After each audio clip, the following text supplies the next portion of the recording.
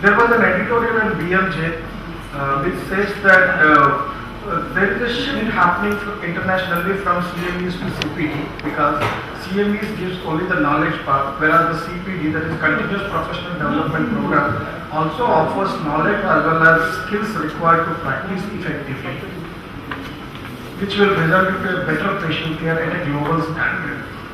And this is also known as a link towards perfecting the art of practicing medicine. He is a senior faculty. Mr. Raghavan has got 2 decades of experience in marketing and 1.5 decades experience in training and development, during which he has trained corporate leaders and CEOs and CFOs. He has a degree in life sciences followed by postgraduate diploma in training and development from Delhi University. He has also masters in psychology from Madras University. Mr. Raghavan brings change, assertiveness, interpersonal skills, appraisal skills, leadership skills, supervisory skills, and also in seminar skills. He was a faculty member of OPPA, Organization of Pharmaceutical Products of India, which represents a group of 50 multinational companies such as Aventis, Pfizer, Glaxo, etc. So I request Mr. Raghavan to please come and take over today's session, exceeding expectations of patient to human. Thank you very much, sir.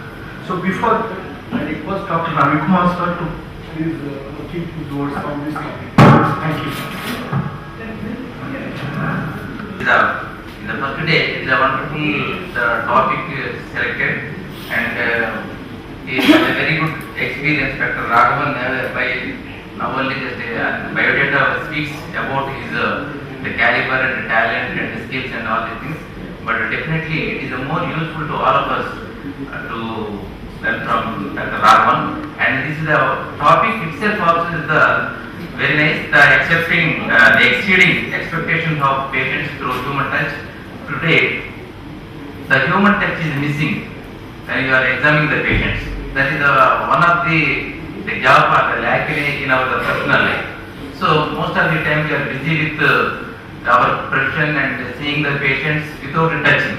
So that we are missing a lot, and the patient is totally dissatisfied nowadays in the medical practice. That's why they are gone changing the doctors also. So that's why we must, human touch is more important than our treatment. It is a psychological relief to the patient. Once we touch the patient, see the pulse and record the BP, even then definitely the patient will satisfy with all of this treatment and all these things. So if we give a very good treatment and drugs also, sometimes the patient may not be satisfied with it. So that's why this is a wonderful topic.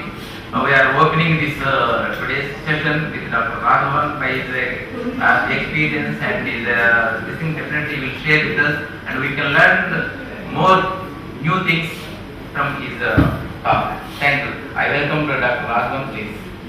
Good. Good morning. This is the first day, early morning. And no good morning?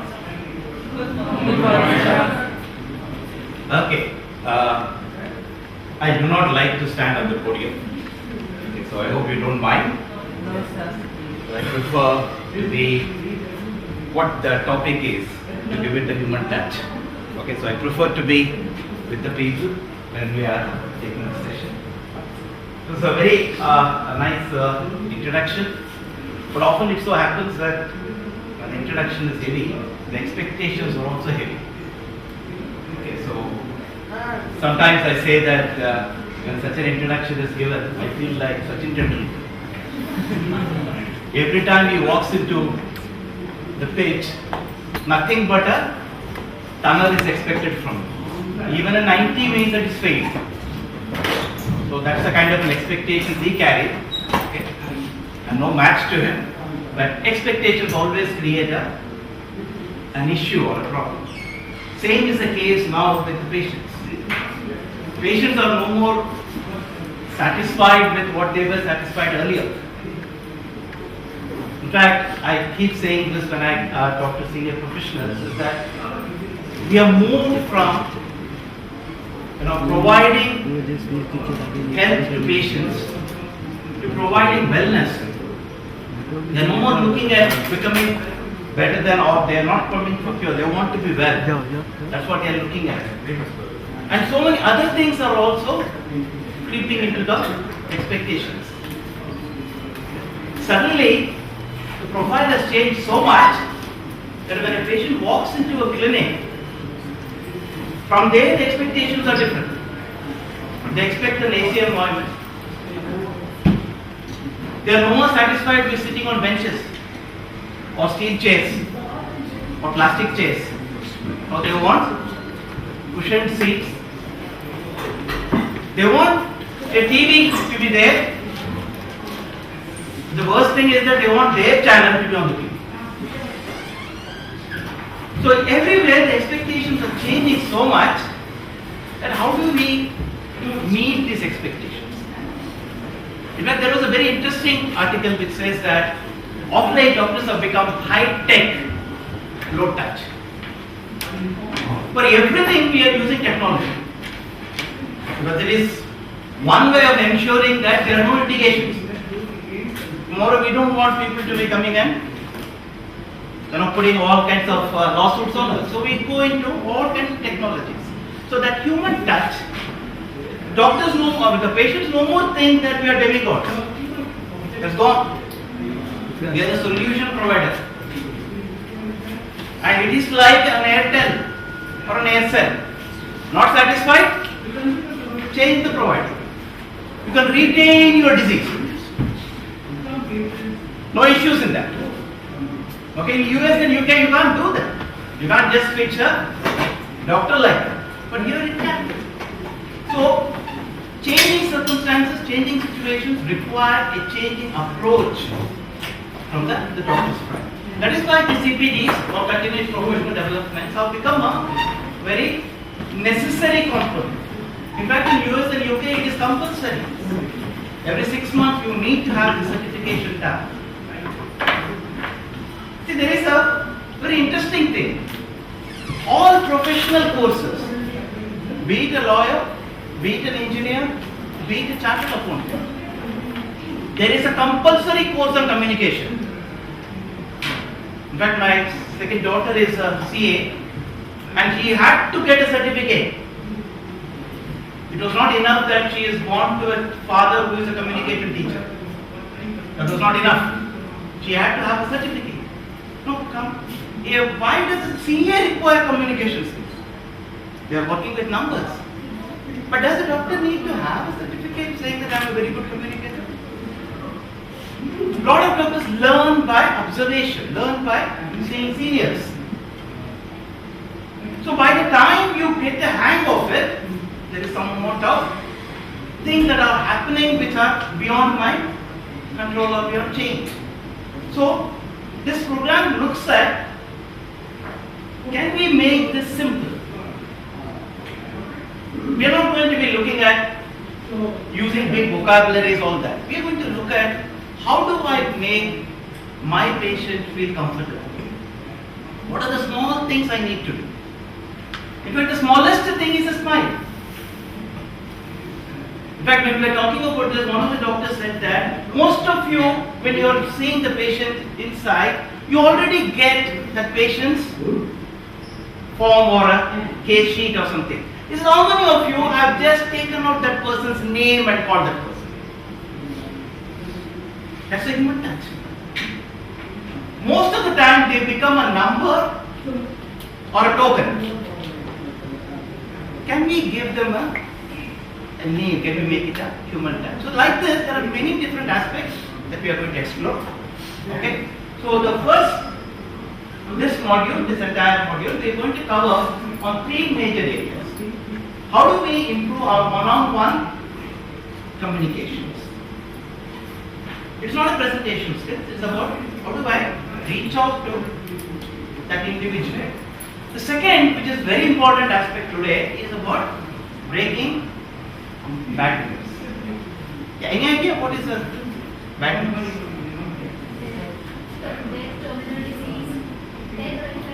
Okay. Death is the ultimate, okay? So we are not looking at that part of it. But any disease Now today, not just a terminal disease, any disease which calls for a lifestyle change is a bad disease. Try telling somebody who is in his 30s that you are hypertensive. Will he accept it? Or will she accept it? Somebody you tell that person that you are diabetic. Will they accept it? Anything that requires a lifestyle change, people are reluctant to accept, and it becomes a bad news. Because I need to adapt, I need to make changes in my lifestyle which I was not used to earlier. So that is what is a bad news. And how do I break a bad news? How do I give it? Okay, so we are going to be looking at that. The other thing that we are talking about is empathetic communication. So in this empathetic communication, what are the small components that we need to use by which we can show the other person that I care and I am with you. So these are the areas that we are going to be looking at. The sheets on breaking bad news, because it's a specific steps which are involved, will be given to you as a handover or take or material. You may want to make notes of other things, but ideal is just interact, ask questions, and whatever is the doubts will become clarified, and let's go. Now, all the answers are not here. There are a lot of answers sitting here. Okay? So let us have an interactive session so that we can take the things forward. Okay? Yeah, so was there a question? Okay. Now, this is what we are saying. That is that any conflict that happens between two people, what is the one cause, if you look at it, it is the communication gap. And the communication gap here is less to do with intentions, it is more to do with perceptions. Because we are having so much of experience that our life teaches us so many things that we have all these perceptions. Now what's the perception? Yeah, anyone? Something that you realize. Something that you Realize. realize, okay? What else? What's the perception?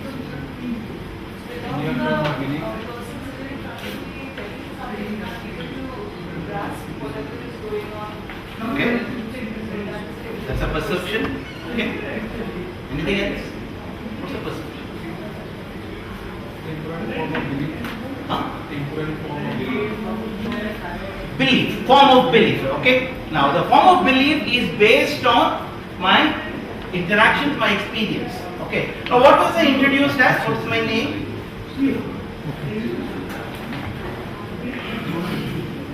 What was the name?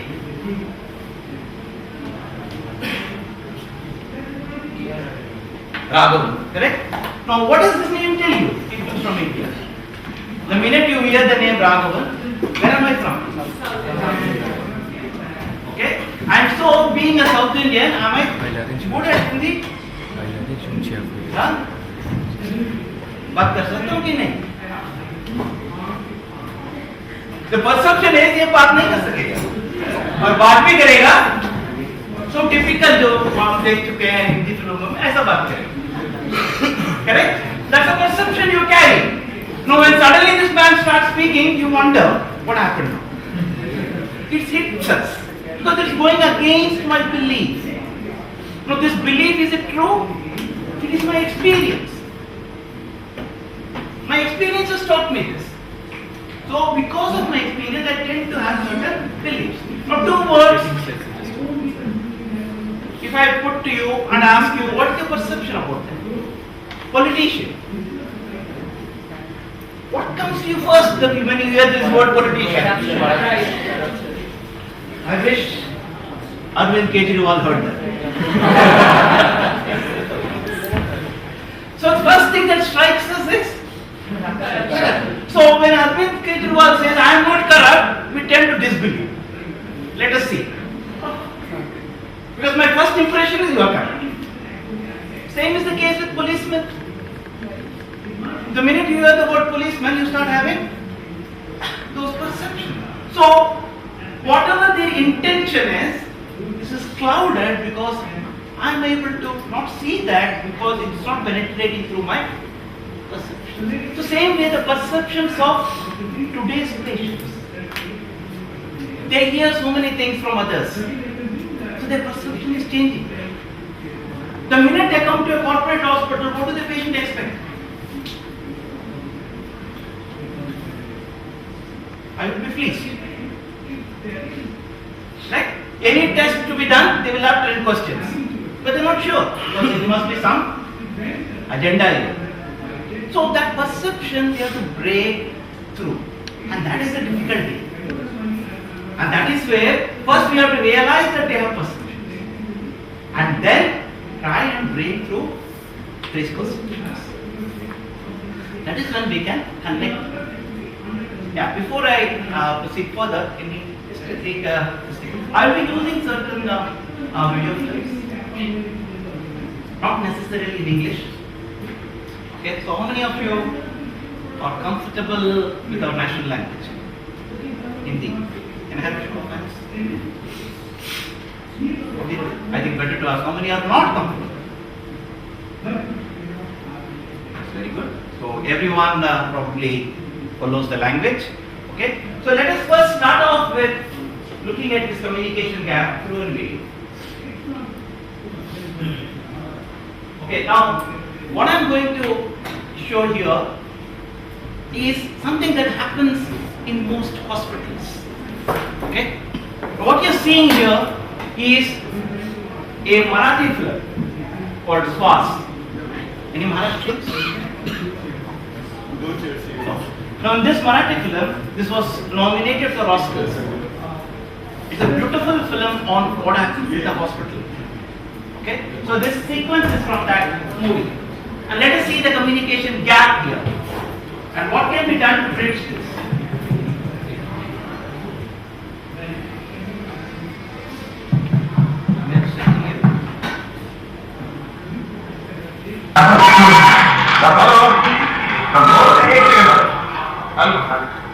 हो doctor शेट्टीकडे report पाठवले. Okay thank you.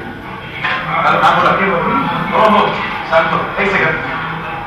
MRI आणि CT scan करायचे. हा sir. नाही sir सांगतो. बरं patient आणले का? हा बघा. ठीक आहे. हा फॉर्म भरून टाका. काका तुम्ही प्लीज थांबा, तुमचा रिपोर्ट तयार होतोय. सगळं करायचं ना? सगळं बरोबर आहे. काय करायचं? ते नाव, पत्ता, वय आणि फोन नंबर पण भरा. बरं किती पैसे भरायचे माहिती आहेत का? आता म्हणजे टेस्ट झाल्यानंतर किती भरायचे माहिती आहेत का? हे बघा, सिटी स्कॅन आणि MRI दोघांचे मिळून साधारण 9,000 भरायला लागतील तुम्हाला. हॅलो, हा सांगतो सर. बोला. यानंतर तुमचा नंबर आहे.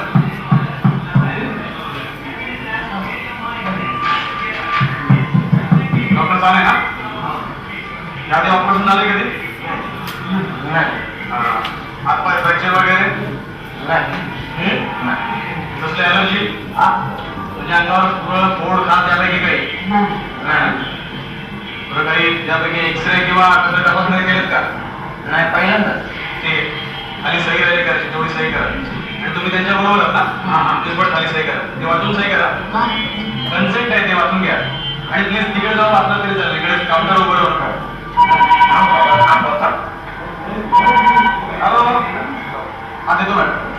They are from a village. They are coming for the first time to a hospital. And for a CT scan, the consent form is to be MRI CT scan. The consent form is to be signed. Okay. Look at the trouble that they are going through. Okay.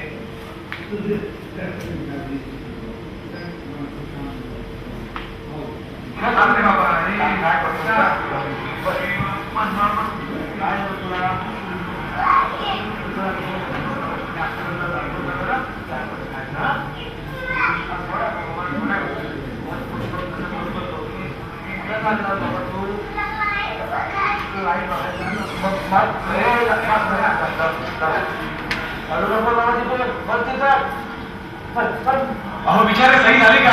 हा होते. Please लवकर काम करा मला. कोणतेही investigation संपूर्णतः सुरक्षित नसते व औषधोपचार तपासण्या शस्त्रक्रिया उपचार पद्धती Hope you are able to read the what is coming at the bottom.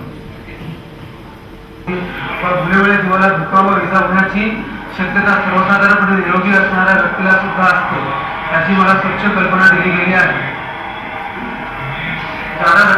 जादा रक्तस्राव, जंतुबाधा, हृदयबंध पडणे व फुफ्फुसातील रक्तवाहिनीमध्ये रक्ताची गुठळी अडकणे हे व यासारखे आकस्मिक इतरही काही धोके शस्त्रक्रियेतून व फुलगण्यातून उद्भवू शकतात याची कल्पना मला डॉक्टरांनी दिली आहे.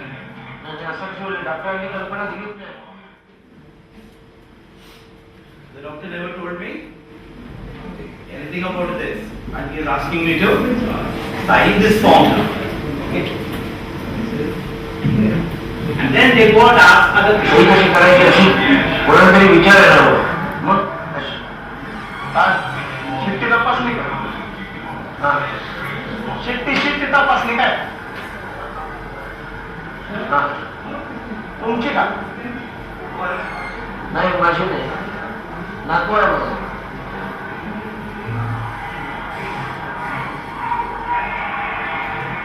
तुम्ही केली का सही? आयला घेऊन आलो. तुम्हाला कुठं लाग? काय म्हणजे का कुठला तो विषय?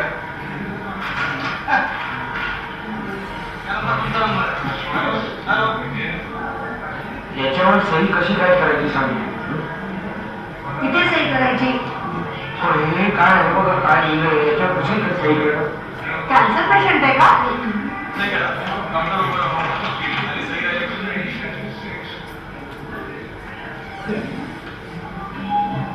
वर्षा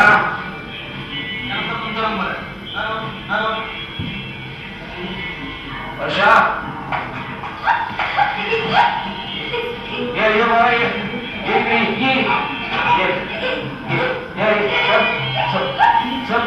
लवकर सही करा. आधीच्या पेशंटच्या वेळी संपत आलेले लगेच तुमचा पेशंट घेतो मी. हो इथं सही कशी करायला सांगा. असं काही नसतं तुम्ही फक्त सही करा. नाही तुझं याचं काम करून घ्या. So when they is not getting the information from him, they are going to other sources and they're getting more complicated. They are not getting the actual information. So what was missing here is that the little time that he has to take to communicate. So when that was filled, when you see the next clipping from the same movie, तुम्ही please लवकर सही करा. एक minute काय झालं? सही करायला सांगताय. हा बरोबर आहे. तुम्ही पेशंटचे नातेवाईक आहात ना? अच्छा हा तुम्ही इथे सही करायची. हा ठीक आहे. हे लिहिलंय डॉक्टरांनी काय सांगितलं नाही मला. एक मिनिट नाही बरोबर आहे. असं तुम्हाला काळजी वाटणं अगदी साहजिक आहे पण हे फक्त प्रिकॉशन म्हणून दिलेलं आहे. हा तुम्ही अजिबात काळजी करू नका. सही करा. हा अरे हो बाबा हो. अरे किती चारा तुझ्या जरा इकडे शोधा माता. अरे बापरे बापरे बापरे तुमची जय आहात तुम्ही. बापरे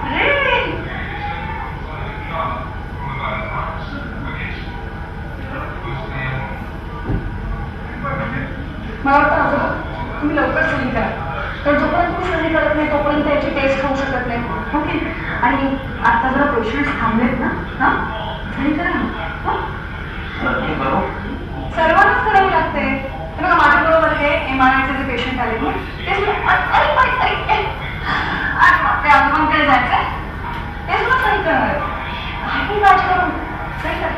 डॉक्टर सांगतायत तर खूप करू. एक मिनिट आजोबा मी डॉक्टर नाही आहे. मी मेडिकल सोशल वर्कर आहे. Social worker. हा तुम्हाला कुठल्याही प्रकारची चिंता वाटली काळजी वाटली ते कसं करायचं कळलं नाही तुम्ही मला विचारा मी सांगेन.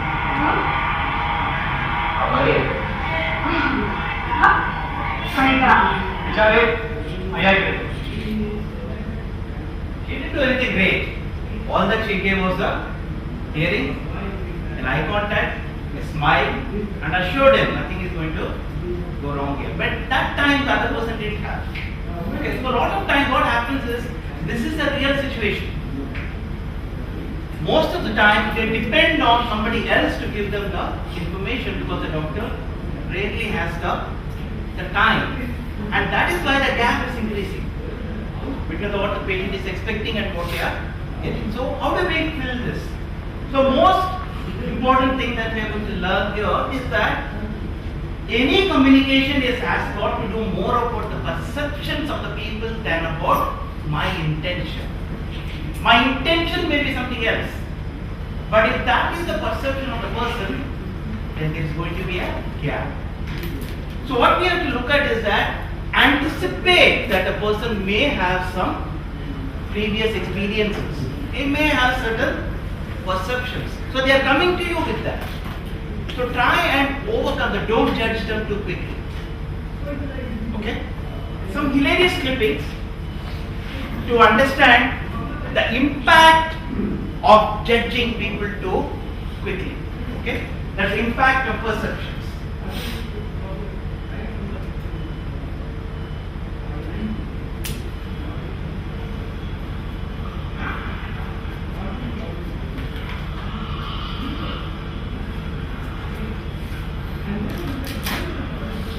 I hope you are able to see that it's a flight and she's sitting at the window seat.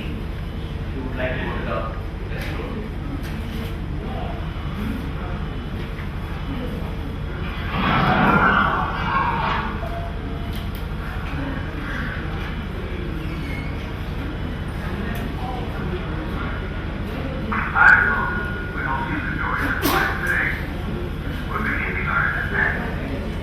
You can imagine what everyone is thinking. Well, so you can get going tomorrow. It's going to be so exciting. Wife and the kid are coming to see the patient. The doctors are getting troubled by a fly.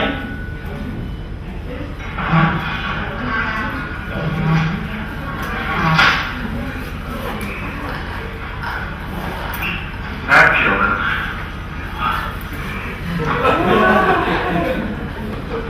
In home. Aging Dr. Palmer, Dr. Barbara Palmer, dial 452. On the 4th of Halloween, crazy girl! I hope she brings us tonight. I know! You got a flitter, come you go. Oh, honey.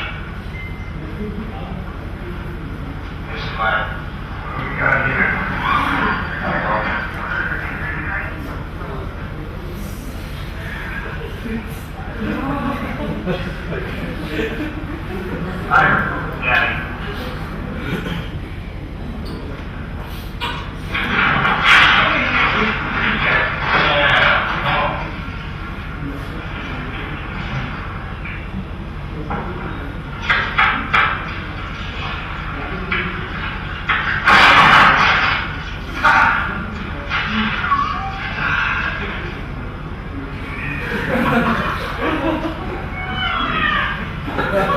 America's Mortgage, proud sponsor of the NFL.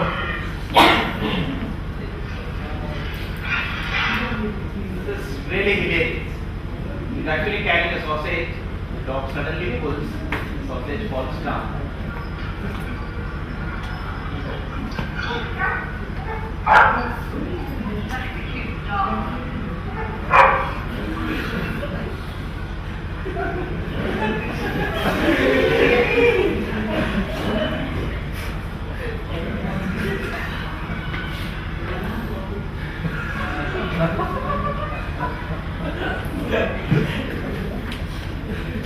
In all these situations, if you are seeing, when people come halfway, they don't know what has happened before, you tend to get into judgments.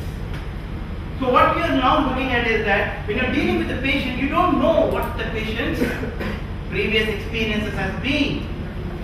So they are coming with certain perceptions, and these perceptions are going to interfere with them looking at the way that you present the facts. Okay, so we need to understand that people all have these perceptions, and they interfere with them understanding the intention of your communication. Okay, so let us now see what is the one thing that we often see happening at different places, and this creates a different kind of a perception in the patients. And before they come to you, they would have gone through all these, and then they will come to you. So by the time they come, they are already loaded with perceptions about your institution or your hospital or about what is happening there, and for which you have no control. They might have had an experience at the security, they might have had an experience at the registration. So many things would have happened which created a perceptions in them, and you have to deal with them, somebody else's mistakes. Okay? One nice sequence here which shows this actually happening in a hospital.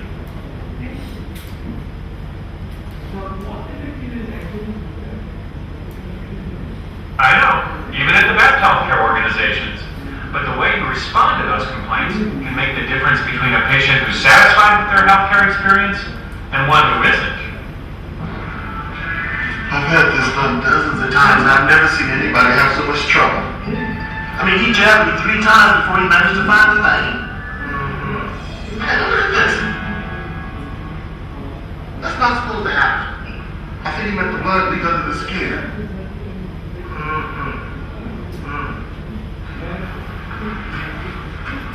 Even though this technician had nothing to do with the patient's complaint, he's missed an opportunity for something called service recovery. What is service? That was not his mistake, but then the way he treated it showed that I wouldn't care. This happens. What are you complaining about? Only so much, na? You should have seen that patient. So much more problem. Don't complain. Okay, so that's the attitude with which he dealt with it. Now we have done it differently. So let us see how he would have dealt with it. Do a good service recovery. Jabbed me 3 times before he managed to find the vein. I mean, it doesn't hurt, but it sure doesn't look bad, does it? That's not supposed It to starts by listening to the patient, really giving them your attention and letting them complain. I'm sorry that happened.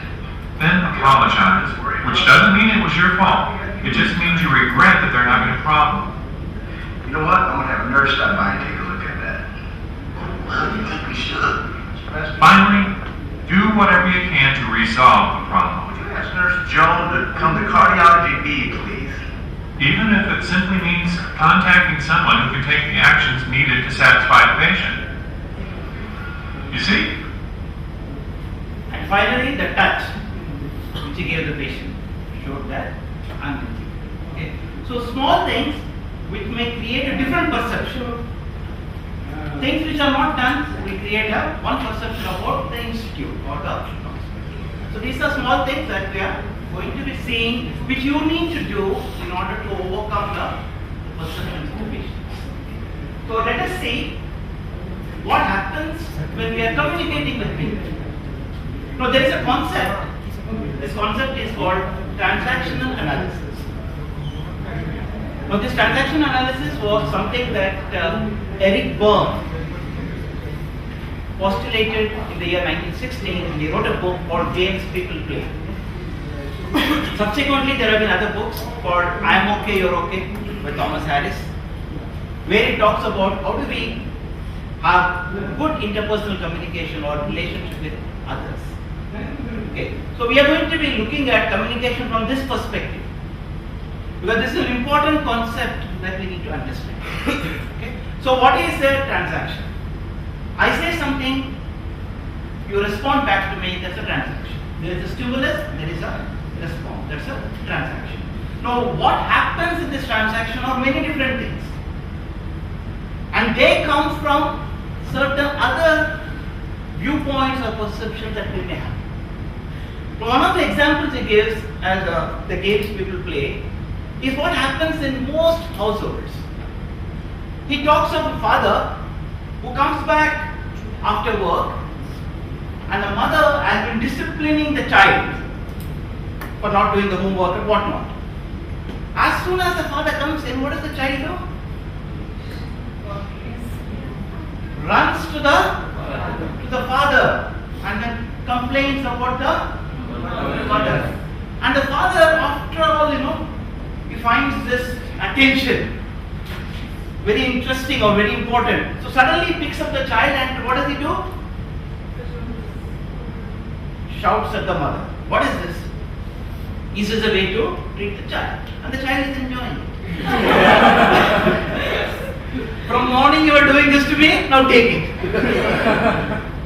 Okay, and when the child finds that it is becoming too much, suddenly she tells Dad, you also did this to me. So suddenly she changes sides because she knows that tomorrow I have to be with this mother throughout the day.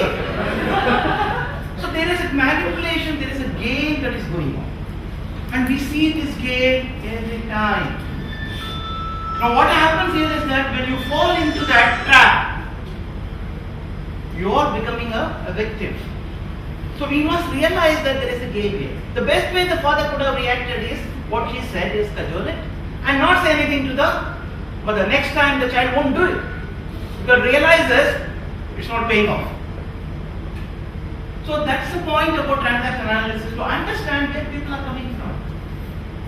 These are called mindsets. Meeting the patient, I am Shobhadip Banerjee from it. Apart from treating the patient, what is the role of a doctor in administrating food safety? Administrating food safety or promoting food safety among the patients? Where is it coming from? Got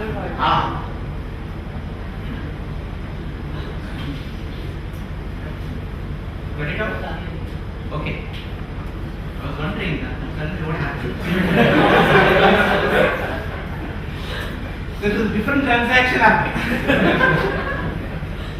Okay, so in this transaction analysis, what we are saying is that there are certain things that I go through in my mind and I react to certain incidents that happen. Now what I am going through in my mind, how I am reacting, can create a response from the other person. And so we need to understand TA, we need to understand TA initially.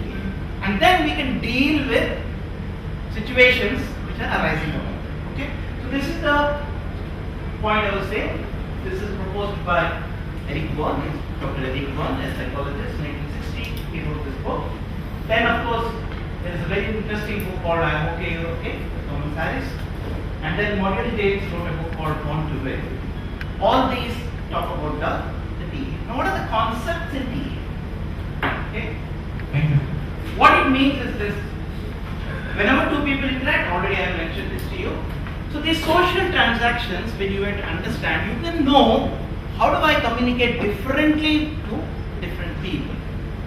When they come from this kind of a mindset, what should I do? When they come from this kind of a mindset, what should I do? Okay, that is what we are going to be looking at. Okay.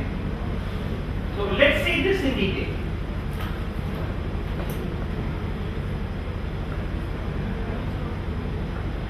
There are certain things that TA is now useful in management. Earlier TA was used in psychotherapy. When people had psychological issues, they used to understand the TA and then treat them. Now it is used extensively in managing and customer care.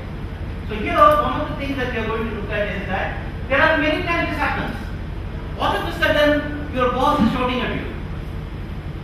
You wonder what you did. You don't know, but how do I deal with it? Same way the patient is unnecessarily shouting. You feel that you have done nothing wrong. How do I deal with such people? There are certain things that your ward boy or your people need to do. They don't want to do it. What is legitimately their job, they don't do it. Some people feel demotivated. How do you motivate them? All these things can be dealt with in understanding the TA. Okay?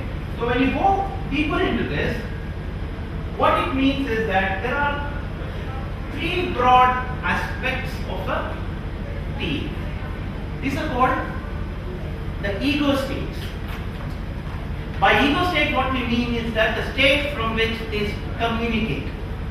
There is one parent ego state, there is a adult ego state, and there is a child ego state. Now, these ego states have nothing to do with the chronological age.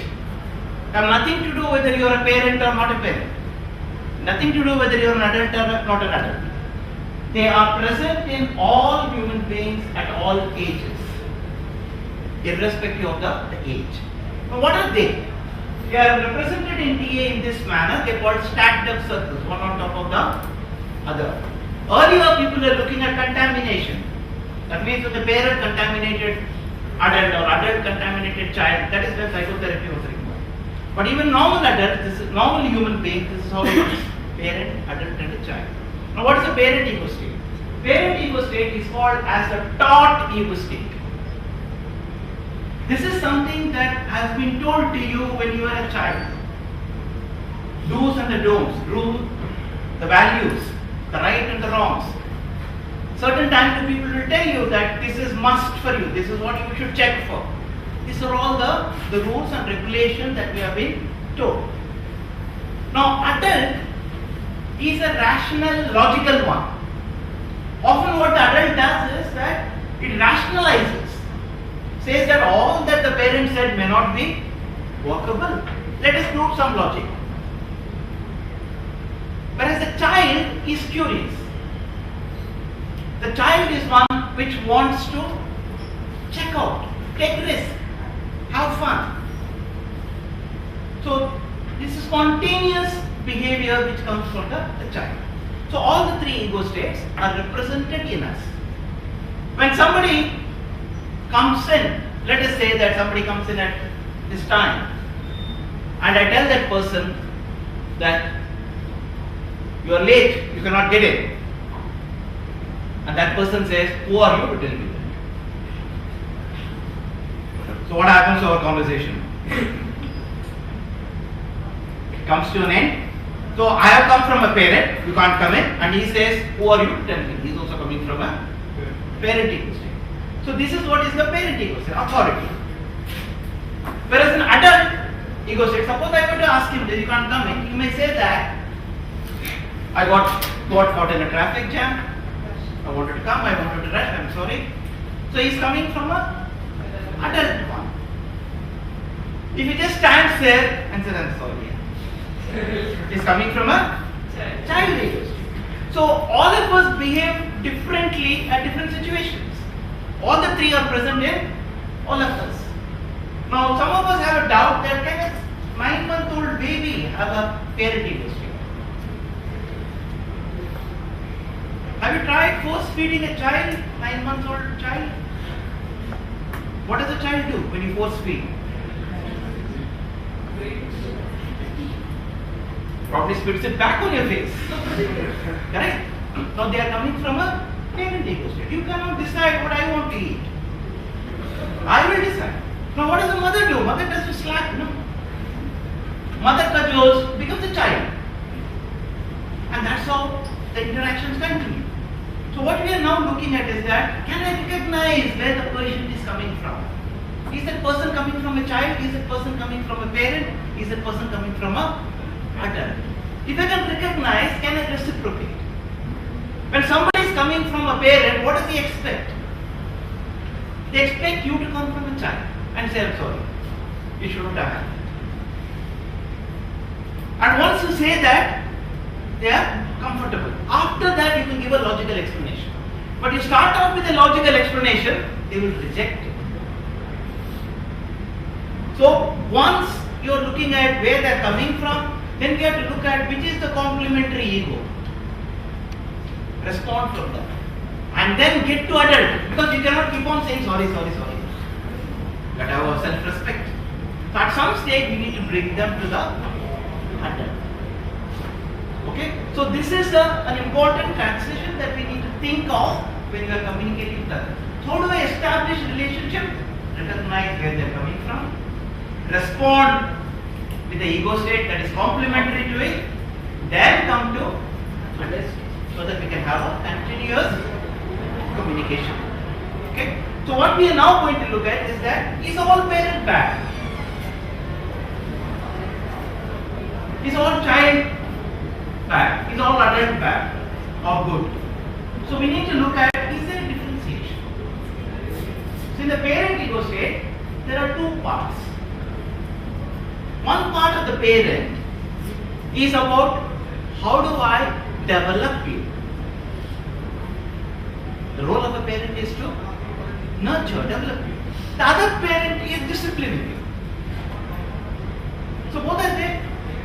Now there is a way that I can discipline, there is a way that I can nurture. So we are going to see the differentiation in this. Now if I were to tell you exactly what to do every step of the way. Am I giving you any scope for developing? I am controlling you. So some people get into that mode. Whereas some people get into the mode that people can help themselves. All they require is broad guidance. So there is a different mode that certain people get in. So we need to look at how do we deal with a person who's coming from here. How do I develop people? How do I deal with this? Okay? So we will see the breakup of these three ego states. There is one parent who is called as a prejudiced or a controlling parent. Okay? So this prejudiced or a controlling parent thinks that I know everything, you know nothing. Okay? So they take on that position to say that you will fail if I don't help you. You don't know anything. They will establish all the rules. They will follow all the rules without even questioning. Many times what happens, they create a situation of tension, conflict, where they expect only yes answers from you. The minute you say no, there is a conflict. But you have to say no if you think that it is encroaching on certain principles that you have or certain ideas that you have to say no. But how do I say no? Without hurting the individual. So there is one set which is called as a prejudiced parent. Now there is another set which is called as a nurturing parent. Now this nurturing parent understands that you are capable of thinking differently. This nurturing parent understands that if given a scope, you will do what is required. So they give you broad guidelines. They don't tell you exactly what to do. So which of these parents is ideal or good? The nurturing one rather than the prejudiced one. So when you find that somebody is coming from a prejudiced parent, they are telling you certain things, they expect you to say yes. So we will come to that looking at how do we deal with such people. Because it's important. They can be your superior, they can be your customer, they can be your patient, they can be somebody who is creating a difficulty for you. Now let us see this prejudiced parent in video clipping here.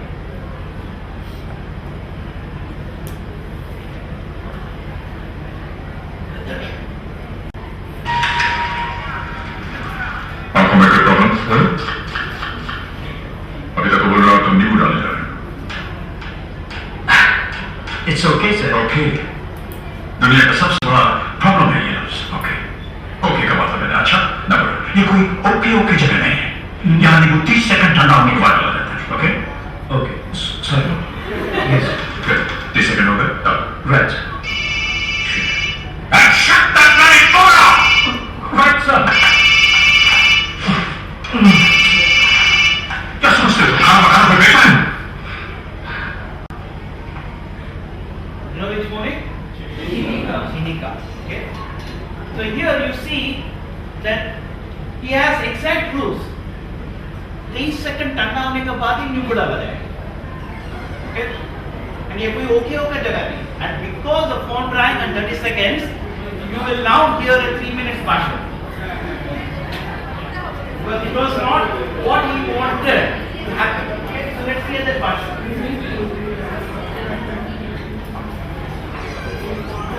खाना बनाना दुनिया की सबसे बड़ी कला है इस कमरे में जो पेंटिंग्स बनी उससे भी बड़ी क्योंकि वो कला सिर्फ आंखों को अपनी ओर खींचती है सिर्फ आंखों लेकिन हम जो ना करते हैं वो आंखों को अपनी ओर खींचती है नाक को अपनी ओर खींचती है जबान को अपनी ओर खींचती है इसलिए हम दुनिया के सबसे बड़े कलाकार हैं क्या लगता है कि ये लंदन का सबसे बेहतरीन इंडियन रेस्टोरेंट ऐसा ही बन गया no this has been and shall always be London's finest Indian restaurant. अगर आप लोगों को इस बात पर गर्व नहीं और आपको अपनी इस कला के साथ समझौता करने का इतना शौक है तो जाइए कहीं और खा लीजिए लंदन में बहुत सारे फ्रॉड इंडियन रेस्टोरेंट्स हैं जो भोले भाले अंग्रेजों को जो कि भारतीय खाने के शौकीन हैं उनको बेवकूफ बनाकर दीवार के ऊपर हाथी और ताजमहल के पोस्टर चिपकाकर इंडिया के नाम पर पेशा करते हुए जाइए This is, and I repeat, उसको सामने में बैठिए London's finest Indian restaurant.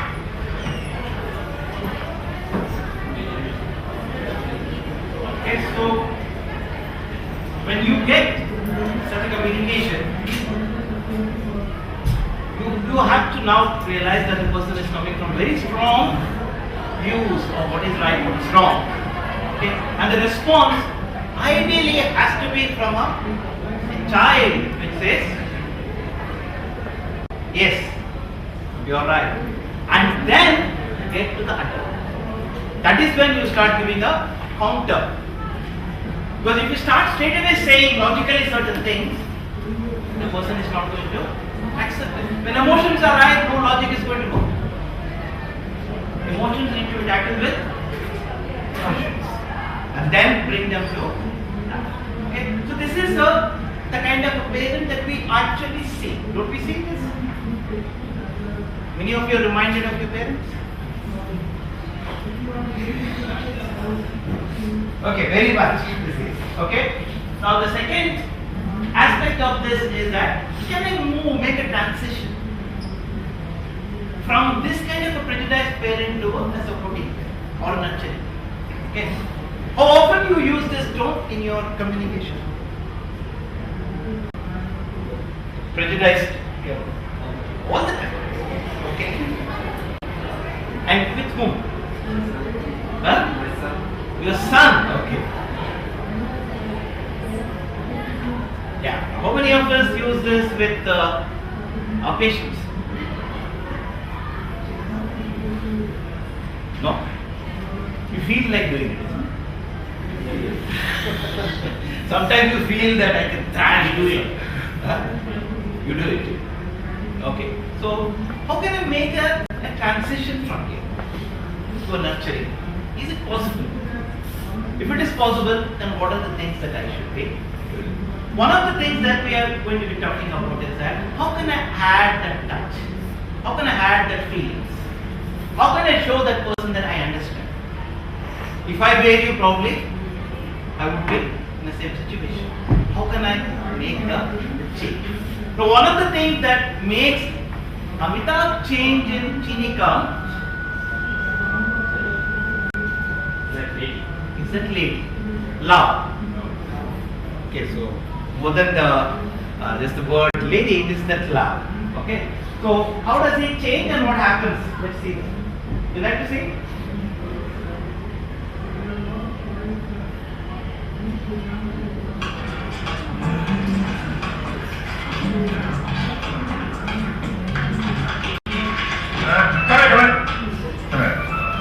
More garam masala, veg kadhai, bahuna gosht, tomato halak bat, papali butter, keema fry saleh butter. ये एक चीज है जो मेन्यू में चेंज नहीं होगी। Menu change? हाँ। आज से मैं मेन्यू चेंज करना चाहता हूँ। तुम लोगों का प्रॉब्लम क्या है मैं बताता हूँ। कुछ नया एक्सपेरिमेंट नहीं करते हो। बरसों से जो बनता चला आ रहा है, अंदर की तरफ बैठ रहा है। Try something different. जिंदगी में हमेशा कुछ नया होते रहना चाहिए। हाँ, पर कीमा भरे सालन को कल will remain on the menu। यार का मौसम कुछ बदल रहा है। सारी दुनिया का वेदर आजकल चेंज हो रहा है। और शाम को कुछ खास मेहमानों को खिलाएंगे, उनकी राय लेंगे। Let's do something creative. Chicken की ऐसी किस तरह से खाते ही खाने वाले जो क्या? और ये खास मेहमान लोग शाम को कितने बजे आने वाला या वाले? बस चिकन के साथ कोई क्रिएटिविटी कैसे दिखाएंगे? जैसे भगवान ने तेरे जादू के साथ दिखाया, तो ऐसे। Okay, so what has happened is that he's not giving freedom to the people, but he is making a broad guideline. Okay, we will have to do something which will attract the customers, but let's do something within the parameters. So he is not giving exact prescriptions of what is to be done. He is giving a broad guideline. So that is the mood and the change that needs to be done.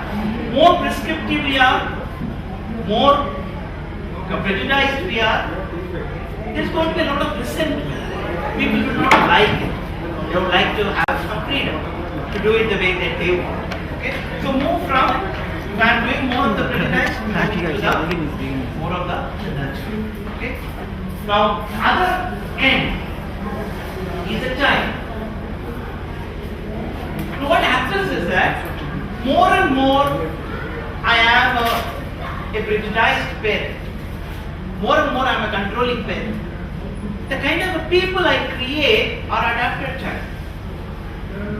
Adapted child is one who, because you are saying so, they agree with you. They say, "ठीक है sir, बढ़िया." Sir, nobody told me this. You are the first person to tell me. And the minute you listen, but then they say, correct. So what these people have learned? They have learned that किस तरह किया जाए. Lot of these people exist in our environment. They just say things to please you. Why they are doing that? Because they are more coming from the prejudiced or a controlling parent. They have learned that for these people, only saying yes is the best way. Keep saying yes, do whatever you want. So what you want to create is not that. You want somebody to do the job in your absence. So when you give a direction to the patient, and if you are like a controlling parent, they tend to become like an adapted child. Sir, next time, no problem. Okay, next time I will come. Next time they will never come. The same time, they will make the same mistakes. But in order to get out from that situation, they have done that because they come from a controlling kind of a. Okay. Now the free child is one who looks at saying that why not like this? So there is an element of discussion. Now, is conflict good or bad? Conflict is somebody raises a conflicting situation. That means that they have a different thought process, mindset. So we can create something different because of that. But conflicts will not be arisen if you are coming from a prejudiced field. But that person has learned now. There is no point in saying no to this person. Say yes, get out from the situation. So when you want that there should be a newer idea to come from a nurturing parent. So that the free child, which is the child which wants to explore. Now, two kinds of child. One is free child, other one is adapted child. Adapted child is also called as a compliant child. Now, the problem with the compliant child is there are two folds. One compliant child, that particular moment will say yes to you and do whatever they want. That is called as a compliant rebellious. There is another one who just complies with whatever you say. And for everything they will come back to you. Now what should I do? Last time you gave me a good idea. Okay, I did that. Now what should I do? And after 2 minutes, again, now what should I do? They'll keep on coming back to you. Because they say that if I do something else, somebody will shout at you. So keep going back to them. So your work will not be done because forever you are guiding the other person. So both the adapted child are not good for us. We need to create a person who is a free child. So become a nurturing parent, then you will give rise to the free child. Okay? The free child wants to experiment, wants to be different. Okay? Let us see if I have a clinic on a free child.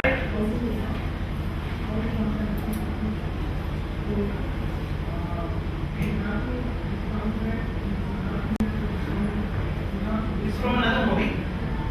Good morning, doctor. It's called Act. एक लोग नीचे आ गए और new master है अब क्या क्या बना This Danny here is a patient with a kidney failure, but crazy for cricket. Okay, so somehow he persuades the doctor to get the TV set because he wants to watch the World Cup. This is a 2004 movie. That World Cup he wanted to watch. Okay. Now look at the way he's playing with the doctor. The doctor is a prejudiced parent. This child is a free child. Look at the conflict that happened here. मैंने देखा thank you बहुत मजा आया वो तीसरे over की कि चौथे पॉइंट पर सर मैच देखने के पहले का रिपोर्ट और ये मैच देखने के बाद का रिपोर्ट। इंडिया को वर्ल्ड कप का टाइटल मिले ना मिले, तुझे स्वर्गीय का टाइटल जरूर मिले। रिपोर्ट गड़बड़ है, फाइनल से पहले तो आउट नहीं हो सकता, मरने वाला है। अरे पेशेंट से इस तरह बातें करते हैं, जिंदा आदमी तो मर जाएगा। अरे कभी तो अपने चेहरे पर मुस्कुराहट दिखाओ, कभी तो हंसा कर यार, क्या प्रॉब्लम है तेरा? मरते हुए लोगों को देखते हुए हंसी नहीं आती। अरे तेरा काम ही ऐसा है, कभी जिंदगी का मौत। अगर इतना डर लगता है काम से तो काम बदल कर शेर बन जाए। वहां मुझे कुछ छुरी चलानी पड़ती। वार्ड बॉय भेज रहा हूँ, टीवी आओ, 4 आदमी और भेज देना, मैं भी आओ। क्या चाहता है? सिर्फ 2 चीजें, एक टेलीविजन और तेरे चेहरे पर मुस्कुराहट। किस बात की? अरे हंसने के लिए भी कोई कारण चाहिए क्या? मुझे देखो, मैं मर रहा हूं, फिर भी पूछो, तुझे कुछ नहीं हुआ, फिर भी तेरे चेहरे पर एक कवर बनी हुई। क्यों? मैं जैसा भी हूं ठीक हूं। तू क्या है? हर बार क्रिकेट क्रिकेट करता रहता है, क्या किया है इस गेम में तुझे? आज तो कोई देखने आया, किसी को फिक्र है जिंदा होकर मुर्दा? ना कोई रिश्तेदार, ना कोई दोस्त। हाँ कोई नहीं मेरे आदमी, इसीलिए इन चीजों की कीमत मुझे ज्यादा मालूम है। तेरे पास सब कुछ है, फिर तूने जिंदगी से कनेक्शन कैसे तोड़ दिया?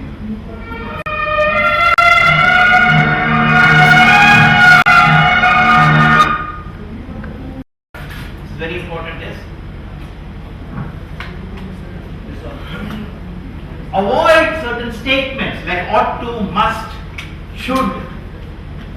These are statements which create that there is no option. It will be good if you do this. It will be appropriate if you do this.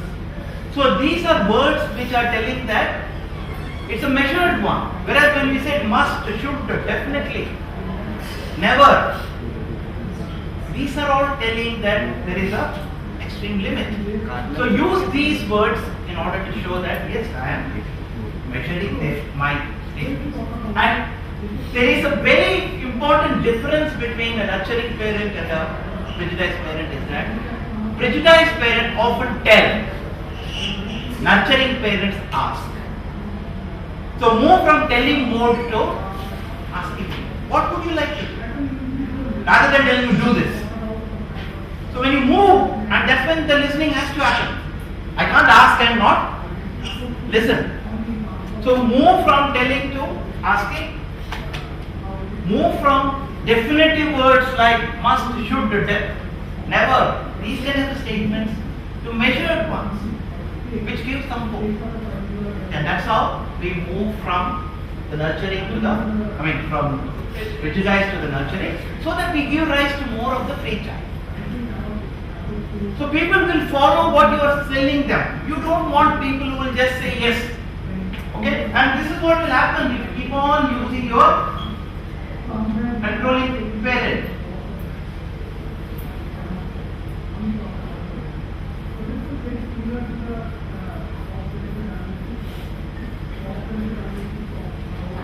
आज गुरुवार है और भिंडी की भाजी नहीं। ठीक है क्या?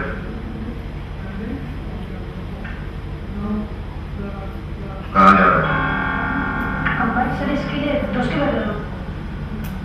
कंबाइंड स्टडी का सीमा का बातें करना जैसे मालूम नहीं। किसे कंबाइंड मत करना, ये तुम्हारे दोस्त से भी ऐसे पकड़ता है जैसे भी है। तुम जाओ, सो जाओ। Thank you, good night.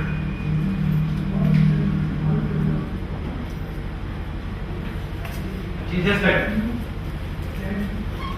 there is a sequence in this movie where he goes back to her and asks her that everybody is running away from me, what should I do? And then she tells him what to do. But then the way that he has treated her, it looks like he has no role to play, but he has a big role to play when the change happens, how he adapts. Okay? So the last point is about being an adult. Now adult is the best way to communicate with others. Occasionally you may go to a parent, occasionally you may go to a child. But majority of the time our communication is adult to adult. It is logical, it is thought out, it is reasonable, there is a reason, there is an explanation. So most communications continue for long when you are speaking from adult to adult. If you are speaking from parent to parent, it is short-lived. Same is the case with parent to a child. But it's only the adult to adult where the communication continues for long. So we want to have this adult to adult communication with everyone. So the point is, remember where the people are coming from. Reciprocate from the ego state that they are addressing. Get to adult and then communicate with them. Without that, the communication cannot continue. Okay? And that's how relationships are built. When you speak from a nurturing parent, you are building a relationship. When you are speaking from an adult, you are building a relationship. When you are speaking from a free child, you are building a relationship. The controlling parent, adapted child are not capable of building relationships. Okay? Now, adult is also this. Takes responsibility for what they are thinking, what their feelings are. They don't blame others. Whereas a controlling parent often blames others. And the same way the adapted child blames others. Whereas the adult takes responsibility. Comes out large. Okay? So when you have a communication from one ego state which is not compatible with the other one, this is what we call as a cross transaction. Okay? Suppose somebody were to ask me, like, what's the time? And I say that it's not yet tea time. Right?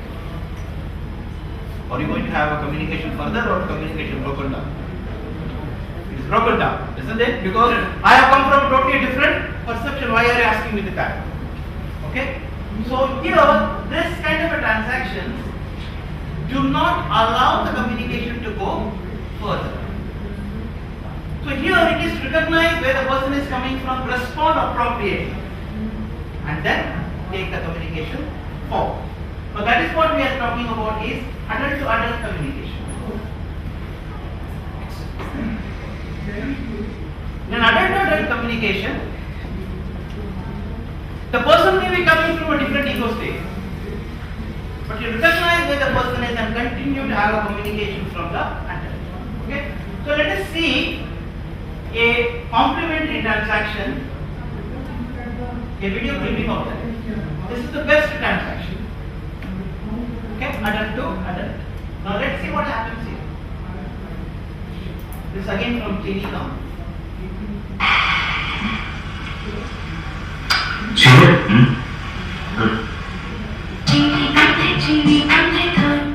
If you know the movie, this fellow has been caught to have put sugar instead of salt in Hyderabadi's Afghani pulao, so he's sacked. Now they realize that the best way to get this fellow back into the work is through taboo. Okay, so now they approach taboo, and what they do, how it happens, how taboo manages Amitabh is an interesting point here.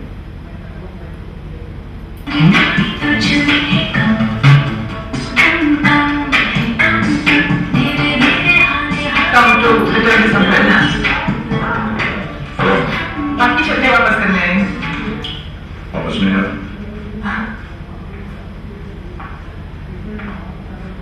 ये restaurant आप ही का है ना?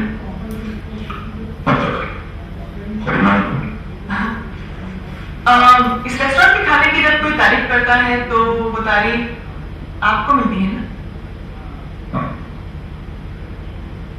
इस restaurant के खाने को जब कोई गाली देता है तो वो गाली भी आप ही को मिलनी चाहिए ना? तो बाबू को क्यों घर भेज रहे हैं? घर तो आपको जाना चाहिए ना? नहीं?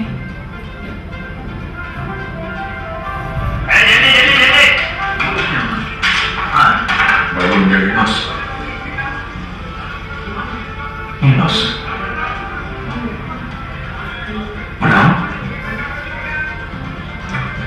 इंडिया की परेशानी कम नहीं कर सकते तो कहाँ है बस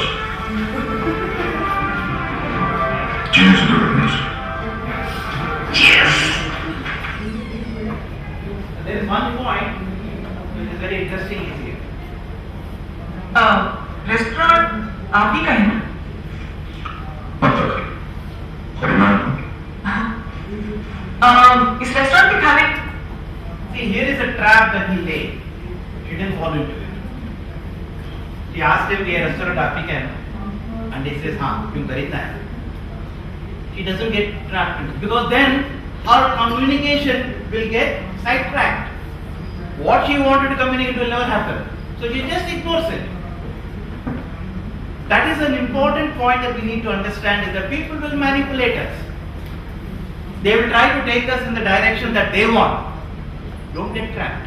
Recognize that they are leading you. This is a game. So when they are playing a game, be into adult only. Don't get into either a parent or a child. Just ignore it. This also is called as an assertive communication. Okay, so that you are going with what you want to do, not with what they want you to do. Okay, so that is the essence of this clipping. Okay. We will close this session on transaction analysis by looking at, is it possible when I am discussing with somebody, when the other person is getting into a frame of mind which is not appropriate, how can I deal with that? I have started from an adult, but the response has come from a parent or a child ego state, different ego states. Now I need to recognize that here no compatibility is not happening. What do we do? How can I change? That is where we are talking about empathy or those words that we can use. Okay? Now this clipping that you are going to see from Gandhi illustrates this beautifully about how Gandhi changes here. Last clipping. How Gandhi changes his ego state in order to communicate and then takes the communication forward. Okay?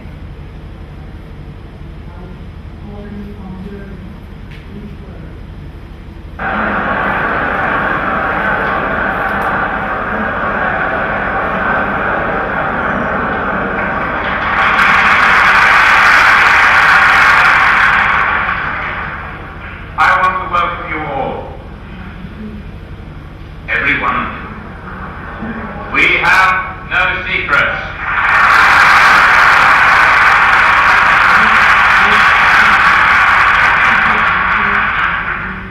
Let us begin by being clear about General ISMOPH's new law. All Indians must now be fingerprinted, like criminals, men and women. No marriage other than a Christian marriage is considered valid. Under this act, our wives and mothers are whores, and every man here is a bastard. This is a new law there which says that only Christian marriages are valid. And all the people present there are Muslims or Hindus. So nobody would have got married according to the Christian Marriage Act. So to provoke them, he says that means we are all bastards. Okay, so he is raising the pitch because he wants them to revolt against the law. Okay, so let's see what happens after that.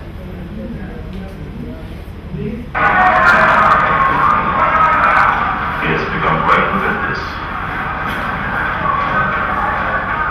And a policeman passing an Indian dwelling, I will not call them homes, may enter and demand the car of any Indian woman whose dwelling it is. Understand? He does not have to stand at the door. He may enter. I swear to Allah, I'll kill a man who offers that insult to my home and my wife, and let them hang me.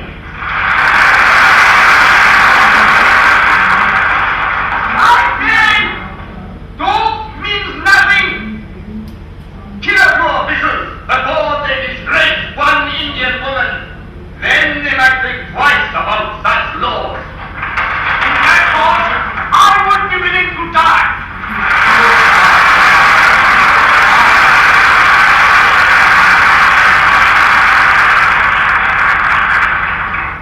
So let's understand here what is happening.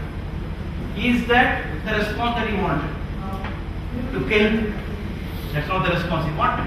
So they are all coming from a parent ego state. Whereas he was trying to address them as a adult. So there is a communication gap. He needs to address that parent ego state now. Without that, he can't bring them to the attempt, because no rational, no logic is going to work at this stage, because they're all very emotional. So what does he do? He makes a change now. I praise such courage. I need such courage because in this cause I too am prepared to die. But when he says, I praise such courage, I need such courage, people are thinking he is with us. Okay, that is when the track change now. Then he makes a differentiation. my friend, there is no cause for which I am prepared to kill. Whatever they do to us, we will attack no one, kill no one, but we will not give our fingerprints, not one of us. They will imprison us, they will fine us, they will seize our possessions, but they cannot take away our suffering. We do not give it to them. Have you been to prison? They beat us and torture us. I am asking you to fight. To fight against their anger, not to provoke it. We will not strike a blow, but we will receive them, and through our pain, we will make them see their injustice, and it will hurt, as all fighting hurts. But we cannot lose. We cannot. They may torture my body, break my bones, even kill me. Then they will have my dead body, not my obedience.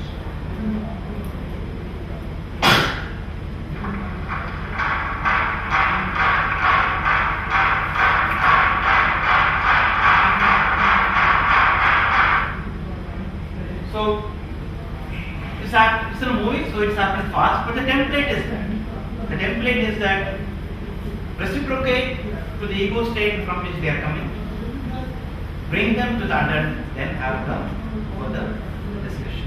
The adult to adult is the best way to communicate. Okay, this is how what we are talking is that when the person is coming aggressively or when the person is coming very weakly, we need to recognize where they are coming from, raise them to the adult, and then have a continuous communication. This is the called empathetic communication. Okay, so I'm going to close this. We started off by saying that there is a communication gap. Okay, there are communication gaps and communication gaps. Okay, some gaps can be bridged, like the way we talked about it. Some gaps cannot be bridged. Okay, so let us see one gap which cannot be bridged, and then go for tea.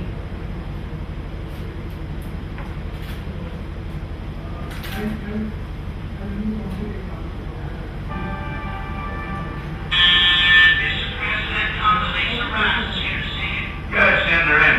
Yes, sir. Morning, Mr. President. Oh, Condoleezza, nice to see you. What's happening? Well, Mr. President, I have the report here about the new leader in China. Wait, Condi, lay it on me. Mr. President, Hu is the new leader of China. He's talking of it's you. Well, that's what I want to know. Well, that's what I'm telling you, Mr. President. Well, that's what I'm asking you, Condi. Who is the new leader? He's talking of China. Yes. I mean the fella's name. Hu. The guy in China. Hu. The new leader of China. Hu. China. Hu is leading China, Mr. President. What are you asking me for? I'm telling you, Hu is leading China. Well, I'm asking you, Condi, who is leading China? That's his name. That's whose name? Yes. Will you or will you not tell me the name of the new leader of China? Yes, sir. Yes, sir. Yes, sir. Arabic is in China. That's correct, sir. And who's in China? Yes, sir. Yes, sir's in China. No, sir. And who is? Yes, sir. Yes, sir. No, sir. Connie, you're starting to piss me off now, and it's not because you're black neither. I need to know the name of the new leader of China, so I want you to get me the Secretary General of the United Nations on the phone. Coffee, NN? No, thanks. And Connie, Kobe George, stop that money crap. You want coffee? No. You don't want coffee? No, but now you mention it, I could use a glass of milk. And then get me the UN. Yes, sir. Not yes.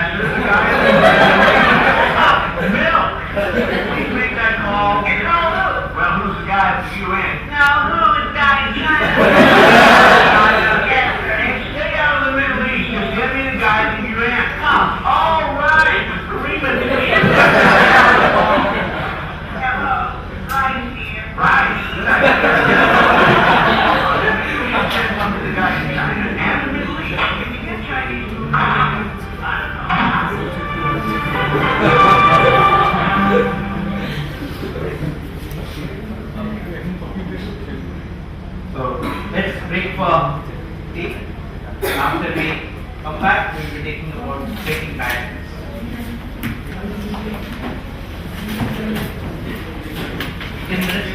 Biologically or biological age doesn't really matter here, as long as the ego states are more compatible or where are you coming from. Yeah. Any other clarification that you require on T? Prejudice and nurturing person. So what will be the mentality of the child? Look at it. It's a good valid point that all of us have all the 5 ego states. There are certain times I may come out like an authority and say absolute no, I will not even explain. I may have that.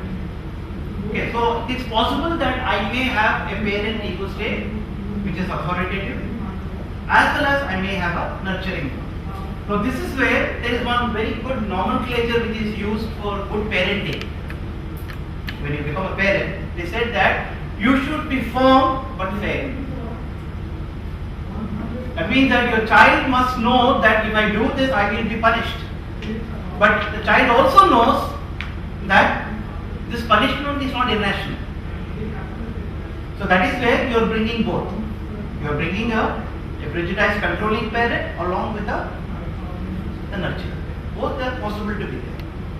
I mean, certain times you may have one dominating than the other.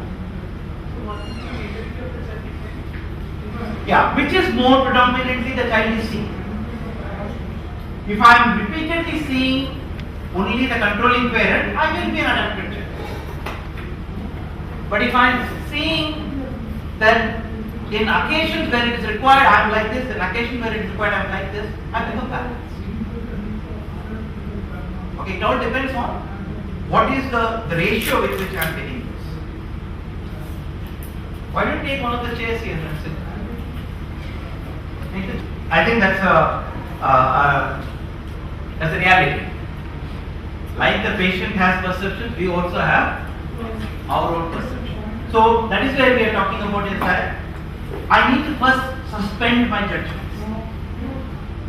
Okay. So if I have certain things in my mind which makes me feel that this is what it is, ask. Don't jump to conclusion. Don't assume. Ask me. Find out, clarify. Then you will be able to know whether your perceptions are right or wrong. Then go ahead and deal with the situation. But don't jump to conclusions. Ask.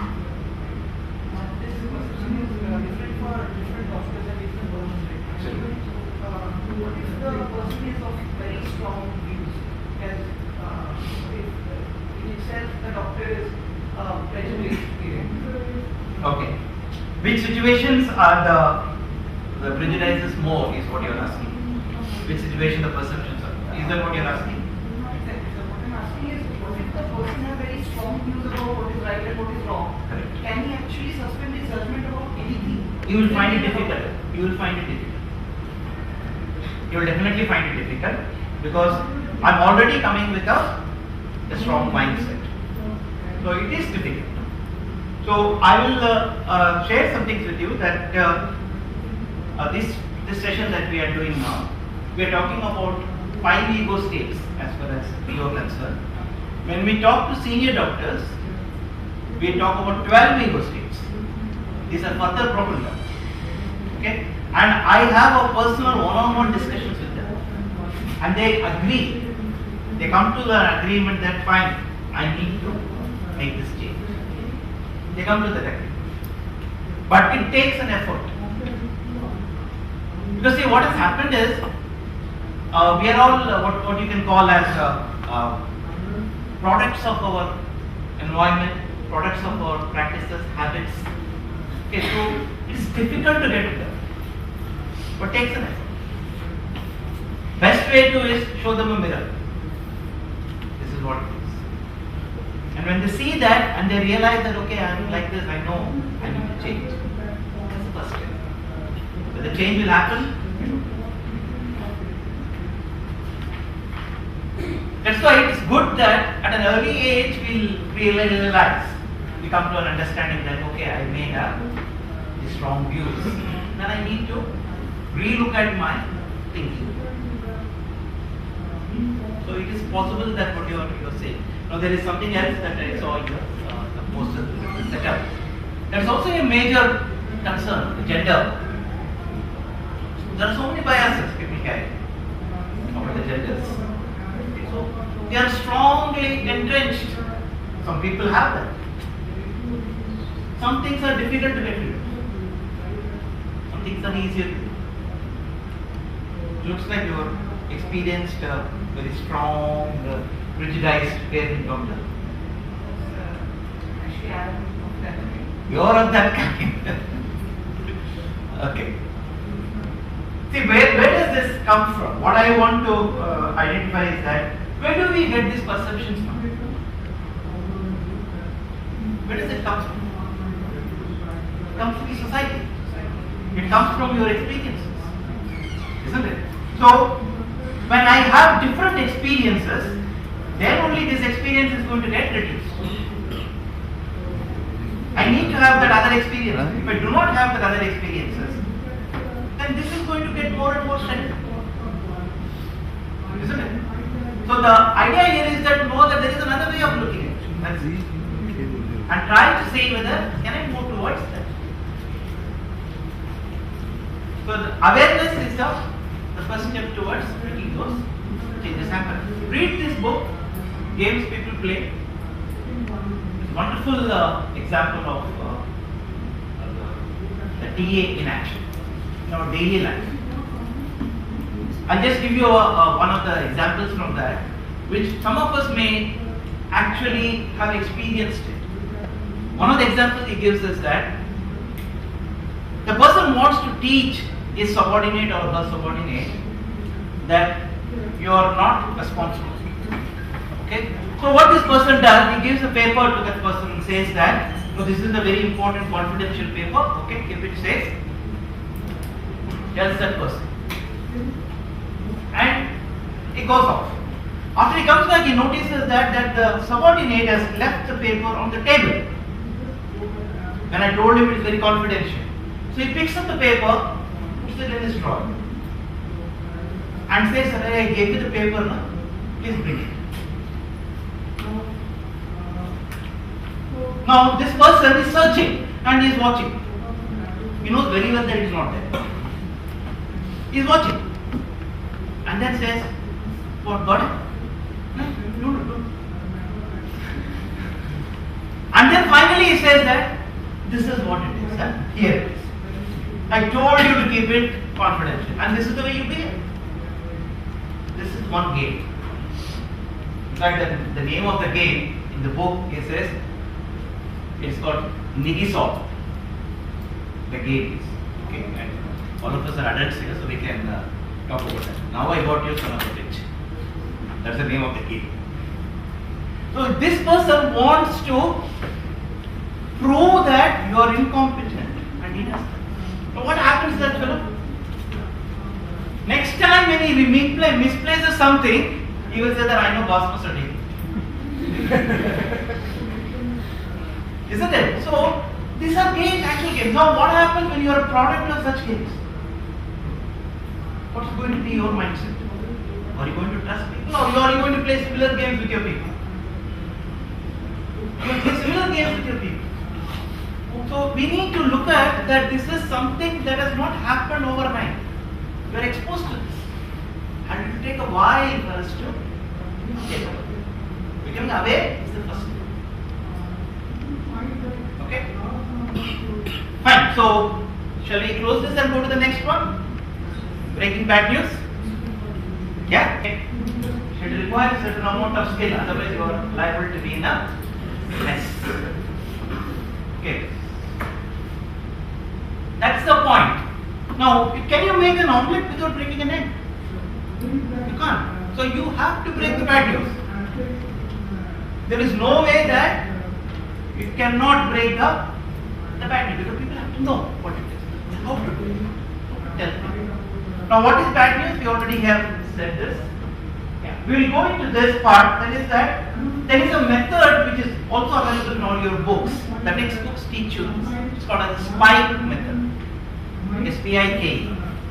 Okay, so we are going to get into that. The paper that I will given to you on the SPIKE method. I think she needs a paper.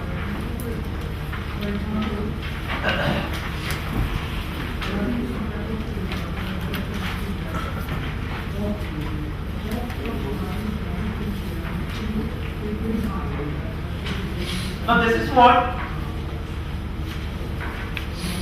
is bad news. Okay. Now let us not talk about grief. That's totally a different segment. Death is a totally different segment. We are going to be looking at where I have to tell the person that that person has to make some modifications. Either it could be a terminally ill case, or it could be a diabetes or hypertension, whatever, where the person has to make some major adjustments in life. So this is what it is. Any news that seriously and negatively alters the patient's view of his or her future. That is what is the fact. Now how do you do this? The goal here is what? Help the patient and the family understand the condition. Support the patient and the family, minimize the risk of overwhelming distress or prolonged denial. Now the second, the denial is something that happens most of the time when the patient is diabetic. They are just not willing to accept, and it happens twice. The first time when they are diagnosed with diabetes, the second time when you say that you have to switch now to insulin. So both the time they are in denial.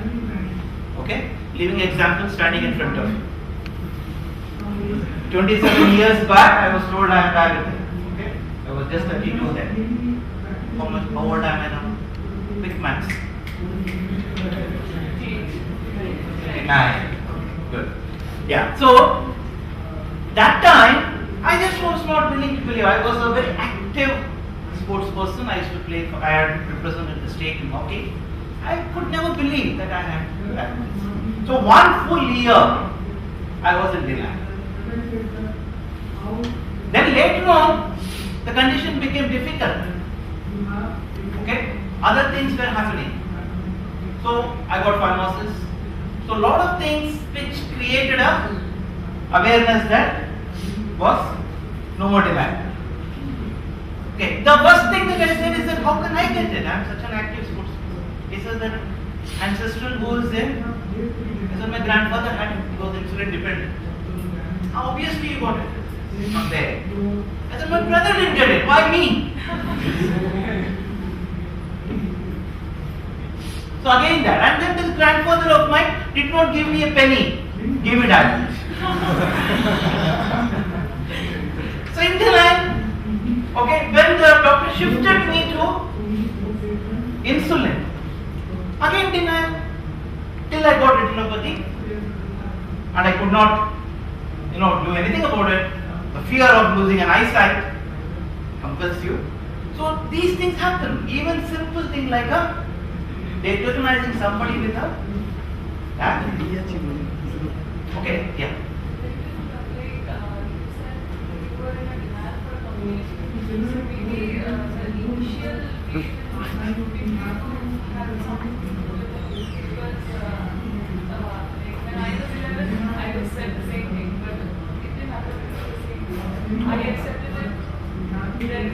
Yeah, possible. I lived in a denial basically because I thought it will never come to me. I knew my grandfather had it, but I thought it will never come to me because I am so active. How can I get it? Was the thought process. Okay? Ego state also. The Ego state also between two different. It can be. Yeah. My ego state and her ego state, where I was coming from. And also your point is right that how it was broken to me. How the information was given to me can also be a fact. Okay. Now, many things could have played a role in that. But what was very important is, what you are saying comes very true when the insulin shift was happening. Okay. They were not telling me with the kind of authority that they have told me. They were coming that, okay, but I think it's good anyway. So when such a kind of a statement comes, you think, Isn't it? So the way that should have been told about insulin, the person should have been strong about it. That didn't happen. Okay, so like that, the way the person is given information is very important. Okay. Now what we are now going to look at, why I went into this is that denial is something that happens many times.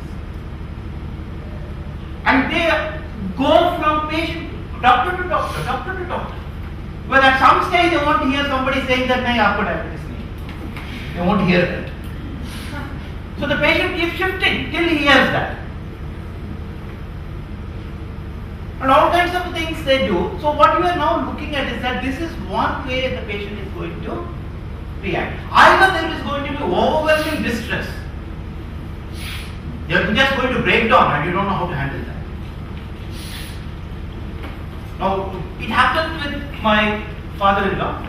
About 6 months back, my mother-in-law was diagnosed, she is 74, he is 80. She was diagnosed with a growth at the junction of the stomach with the esophagus. Okay? She was not able to swallow anything, it was coming out. So when we went to the doctor, he did the endoscopy and said that it is there, and then the biopsy revealed it was malignant. My father-in-law is a very, very spiritual man, very, very religious man, and he just completed his 80th birthday. He was in total denial. He says, why me? I am such a pious man. Why me? It took about 2 different doctors for him to, even today, he is still reluctant to accept that it has happened. He was in that kind of a distress, overwhelming distress. He broke down and started crying.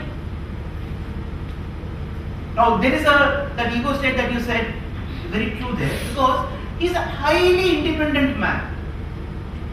He is 80 years old, they live alone, he doesn't take a pie from his son who is in the US.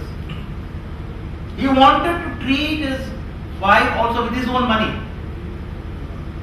He refused to take money from her. But then when he realized that the cost was around 3 lakhs which he couldn't afford, he accepted it, but that was overwhelming for him, he couldn't accept it. So different things, like what he said about the ego state, that is where he is coming from. He wants to control his life and everybody's life. So you have to understand that people may come from different ego states. How you break the bad news is very important. Okay, now how often is it given to you is a different question. Sometimes what happens inadvertently, we break the news. We are not aware whether the person is aware of it or not. It happened to my father that he had lung cancer, and he wasn't told that he had lung cancer. He was on a ventilator, and once he came out of the ventilator, the doctor wanted to start chemotherapy.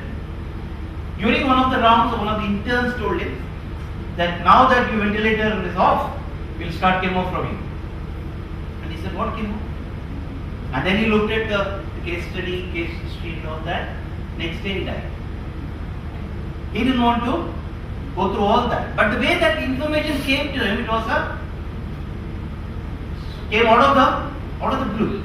So what we are looking at is that anything can happen in terms of when they get the feeling. So how do you create the atmosphere where you are giving the news to them? Okay, so this is an important area. So what we are saying is that bad news results in cognitive, behavioral or emotional deficit in the person receiving the news that persists. Okay, so here they are thinking about it mentally, that is cognitive. They are also getting through emotionally, and then they get into behavior. It is something that will impact the person totally. Okay. The other thing that we are saying is that can you make the difference with the news? Can you change the news? Can you tell them that no, you don't have cancer? Can you do that? You can't do that. But what you can do is the impact of the news can be altered. How the person receives the news can be altered, rather than the news itself. Okay? Now this is what a survey reveals. What happened to the patients when they were diagnosed with cancer? About 54% of the 100 patients were in shock. 46% got frightened, 40% accepted it, 24% became worried, or they were sad, and there were just 15% who were not worried. So various kind of a reaction, not one reaction, different kinds of reactions. So do I know how to deal with this? That is why it is said that while breaking the bad news, I must be aware of what is happening. That is why we took the TA first. Be aware of the emotional states that the people are going through. Then start giving more information. Okay? Now, this is an interesting thing. What did the patient feel when they were receiving the bad news? Patients had very vivid memories when they got this bad news. Negative experience can have a lasting effect on anxiety and depression. This is what the patients feel.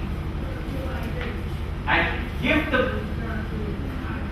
given appropriately, it can facilitate adoption to illness and deepen the patient's of the situation. So anything can happen. It all depends on how well the news is given to them. One factor remains, I can't change the news. It is only about how I present the news. Like for example, communication to a great extent is a very dry subject. So how do I make it interesting? The thought that comes to me. So show a lot of movie clips. People enjoy it. Okay? But you're getting the message through. So how you present this is more important. Okay, the content cannot be changed. Okay. So let us see what does the doctors feel. They feel that there is a difficulty in how to give it, there is anxiety, which equals high risk of performing poorly. Because of both, it is difficult and I am anxious. Okay. So what do the patients want? This is very important point that you look at. They want more time to talk. And second is that they want to show their feelings. These two are an important aspect that you need to look at. But what we must approach is this. The sequence must be like this only. That is, if you were to replace feelings first, you will not be able to get the message. But they will be so overwhelmed with the feelings that the message will never get to this. So first we must allow them to talk. That's the first. Then allow them to show their feelings. Don't stop it. They are crying, allow them to cry. But first do the first part. That is time to talk. What do they want from the doctor? They want more information, caring, hopefulness, confidence, and of course, an important criteria is a familiar face. Now you may not have the familiar face, but can they have a familiar face sitting with them? I may not have the doctor be the familiar face, but can I have a familiar face of them sitting with me? That helps. Okay, so often when you are breaking the bad news, ensure that there are people around, or you are somebody who has been meeting that person for a long time. So there is a familiar face. Okay. Yeah. So how can we control the sequence? More time to talk and share it. Yeah, we are getting there. Yeah. We are getting it.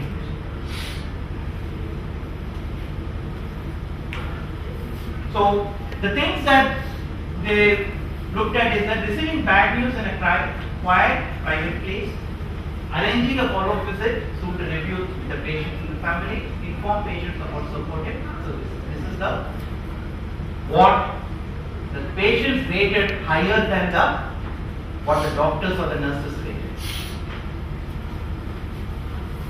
Most patients are highly satisfied yet. 57% wanted to discuss life expectancy, but only 57% actually did. 63 wanted to discuss the effects of cancer on other aspects of life, but only 35% actually did. So why this gap? They want to do it, but they are not doing it. Why do you think this gap exists?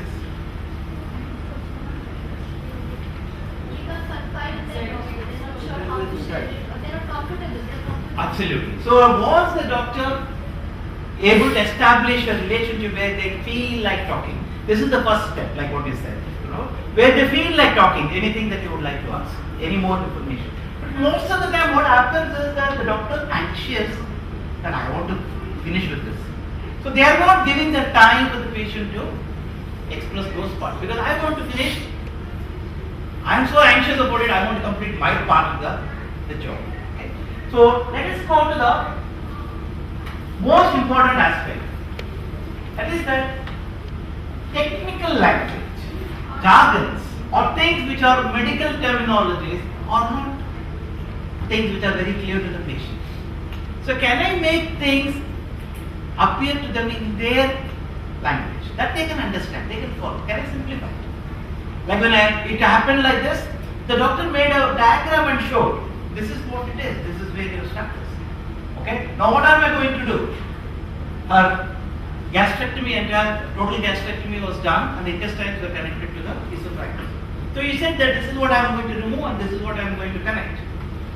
Everything was written in a diagram and shown to you. And then response. Any questions? What do you feel will happen? So giving time for the person to respond. Okay. So she said, what happens to my digestion? Don't worry, we'll take care of that. Digestion will happen here. This is what we are going to do. We are going to put the digestion juices here. Any questions?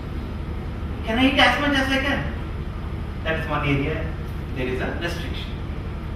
So like that, slowly, piece by piece, the information is given to the person. Okay? So, anyone here has an experience of breaking a bad news? Would like to share that? Or receiving bad news, which you feel, yes, I want to share it, this is what helped me. Yeah? Huh? Okay. I was 11 back then. So we were all busy playing. That is the predominant. When suddenly your health deteriorates or something, and then you are sent for certain tests, like whatever medical area gives you a certain feel that something is not right. So I was given the news already, but I saw I am being admitted in a nursing home and my parents are very busy in certain serious conversations with the doctor. And then one particular guy comes up to me, and then he was from that company, One Touch Johnson. He comes up and he tells me that there's nothing as such that is wrong with you. All it is that it's an early reminder and you need to have certain modifications with it, and that's it. So whatever he had told me, I never spoke to him further anymore. But till date I remember that because that is, you hear somebody aged getting it, that's okay. Nowadays IBDM is very common, but then 10 years back it wasn't as such. So, and nobody in the family, 4 generations, nobody in the history has it. So why suddenly me, and you do not even have a cause of it. So when I was given my diet plan, I was told the Dr. Sanjeev Kasera, he comes up and tells me that you might be seeing that pastries you're not allowed to have, you're not allowed. So there are certain things that you're not allowed to have, fine. But then predominantly it's not that you're not allowed to have. There is everything that is there in this sheet that you're told that you shouldn't be having. Everything you can have. But you have to have a limit to it, the balance that you have to maintain. So that was his approach towards that certain thing. Because telling me at an age of 11 that don't even look at pastries, don't even look at chips when you go out. So that was a kind of a setback. So the way they approached me was certainly very helpful. Good. So it is about the balance with which they talk to you about what needs to be done. Yeah. Like I told you about my mother-in-law. Okay. So the doctor whom we actually went to was Dr. G.B. Rao, who runs the Asian Institute of Gastroenterology. He's a leading surgeon there. So the minute he spoke to her, she was absolutely confident. She said, I'll go through, no problem. So it is about the way the information is given and how potentially difficult things are put across to the patients. That is the whole point. Okay, so good example. Now this is what is often seen. The doctors, physicians have more of the stress or tension before, and the patient has it after. Okay, so this is, and so what happens here indicates how much of this tension can be reduced. Because there is anxiety, no doubt about it. Every one of us will have an anxiety when we want to break up the bad news, and doctors are also human. There is no difference. But how that impact is there can create about what kind of an effect it will have on the long duration for the patient. So that encounter is the key. Okay. So let us look at this.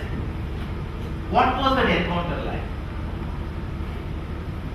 79 patients, 68 families, then bad news, then was suboptimal because physician was too blunt. Place or time was inappropriate. Patient got the sense that there was no hope. They wanted physician to balance sensitivity and honesty. Now this is a difficult area to tread. So that is where we are going to be looking at what words to use. How do I give the bad news without, like what the doctor did for you? Okay, how do I use the words, the right words in giving the bad news? Okay, so there is a video that I will take you through. This is about a man who works in a corporate world. He, while flying his own aircraft, crashes and is brought to the hospital, and doctors have no hope. Okay? So you will see the blunt way the physician is giving the information to the family. Okay? Twice he does that. Okay? So let us go through that.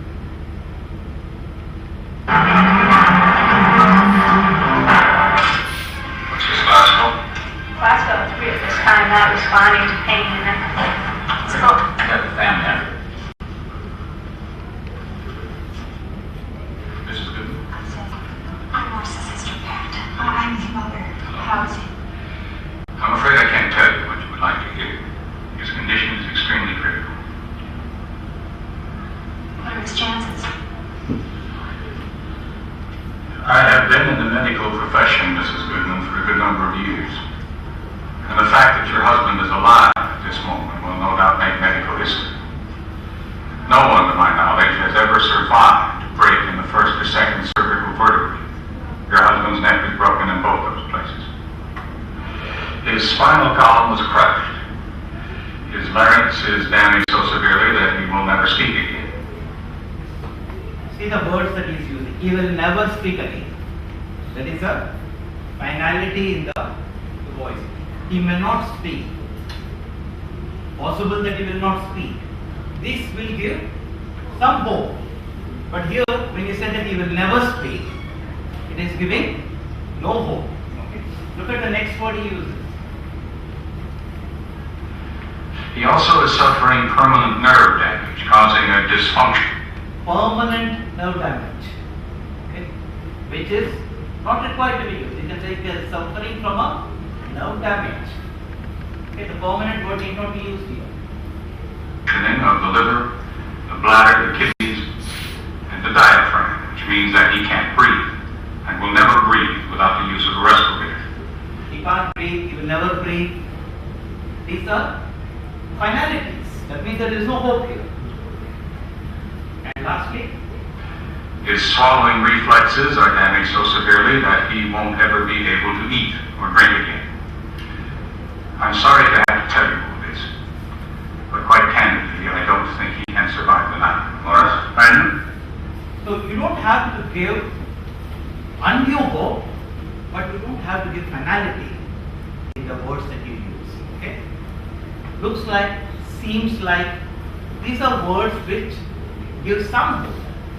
That is the point that we are looking at, is that don't use such words. Now, this man continues this in another sequence. After what they put him through, I can't believe he's still alive. For what he's got to look forward to, though, probably the better if they just not pulled him out of the airplane. I've never seen anything like it. We had him in there for 9 hours. We replaced his torn ligaments with plaster. We fused his neck from the base of his skull to the 4th vertebra. We literally wired him together. What are his chances now? Slim. Very slim. If he survives, he'll only be able to blink his eyes for the rest of his life. The only hope I can give you is that in about 20 months he might, and I can't emphasize that word enough, he might be able to sit in a wheelchair with the use of a respirator. And what I see for his future is a nursing home and a short, non-productive life. I'm sorry, but we did the best we could. So for the rest of his life, he is going to be in a wheelchair, non-productive life, is what he is telling you. This is an actual occurrence. This man walks out of the hospital on his feet 9 months later and goes back to his work. He is running a business, he continues to run the business. Whereas this is what the doctors are predicting. Okay, now here he fought because he had a different mindset. Now, can we expect that every person will have that kind of a mindset to fight? Like my father did. People will have different mindsets. So you can't depend on that. So how much of a hope can I give? It should not be unreasonable. Or rather, unreasonable hope is not good. Telling them that kuch bhi nahi hoga, dekho kal chalta firta nazar aayega. That's not correct. At the same time, I cannot go to the other extreme. So how do I balance my communication? This is what we are talking about is the spike method. Okay? So in the spike method, the first and foremost is one of the things that we understood in the previous session is that they felt that not enough time was given to them, there was not enough privacy.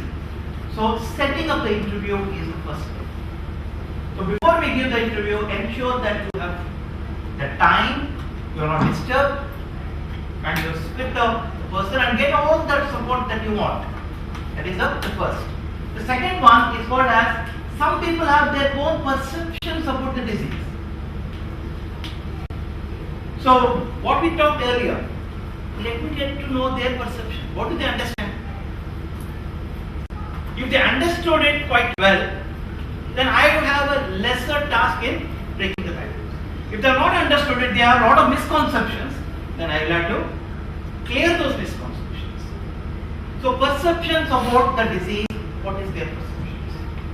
Okay. The third one is called as an invitation for them to talk to you of the information. Do they want more information or they want only this much? We must get the understanding for the person. I couldn't give too much of information when they don't want it. So how much of information are they looking for? That is the third, that is called the I invitation.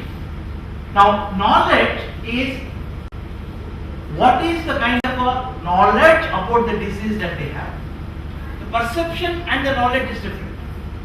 Perception is that what do they think is happening to them. The knowledge is that once they know how much is the knowledge about the disease. Okay?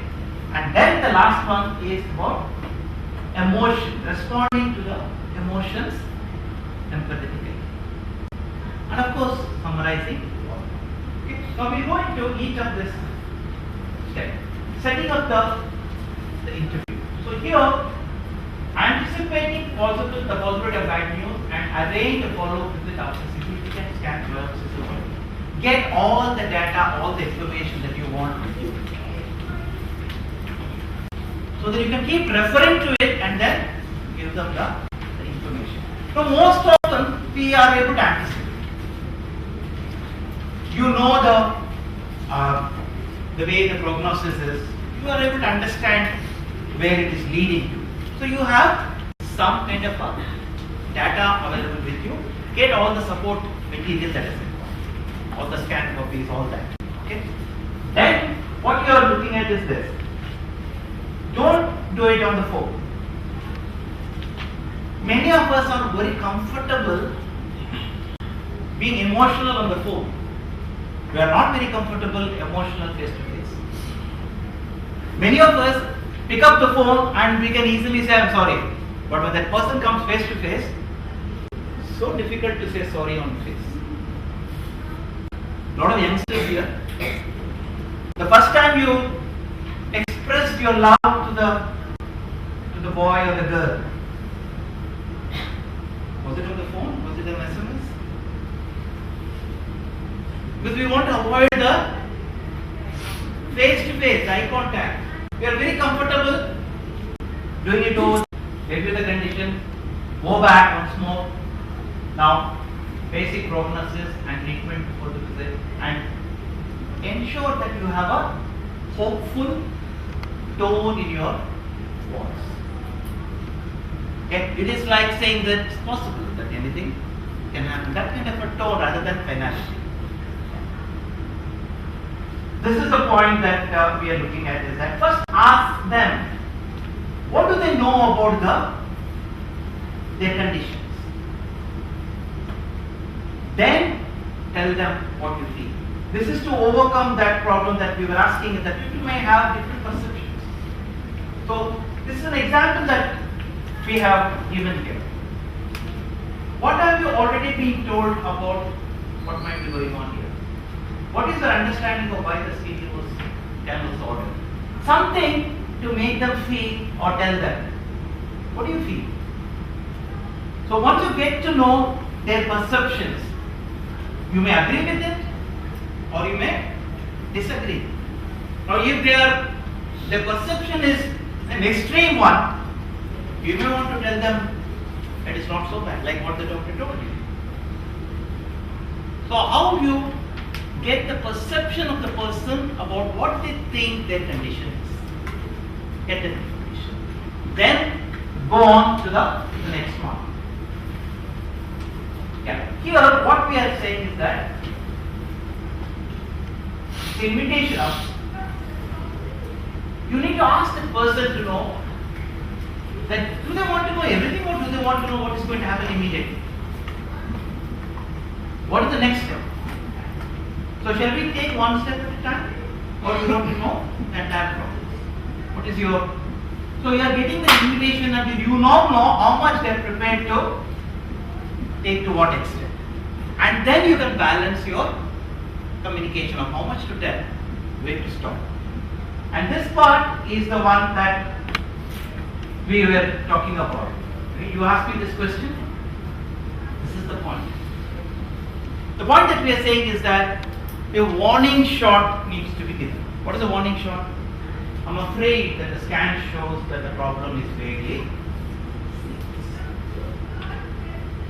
So you are given some information. Increase that, and then they may come to a situation where they may have to be given the PEC. Okay, so start with this. Okay, so this is a thing that we are talking about jargons. Okay, so don't use any jargons here. Give it to them in simple language, what they can understand. Okay, otherwise if you look at the way the doctor gave the information, people will not know what it is. The cervical vertebrae, this, that, people will not be able to understand what you are giving. So give it to them in simple language, avoiding all the jargon. So this is where the information is starting. That is what their problem is, this is where it is starting. Okay? Now this is important. Don't give everything at one go. Small chunks. Let it digest. Ask them, do you have any questions on that? And once you know that they have digested that, then give them one more. Because what happens is that all this information coming at one go can create distress.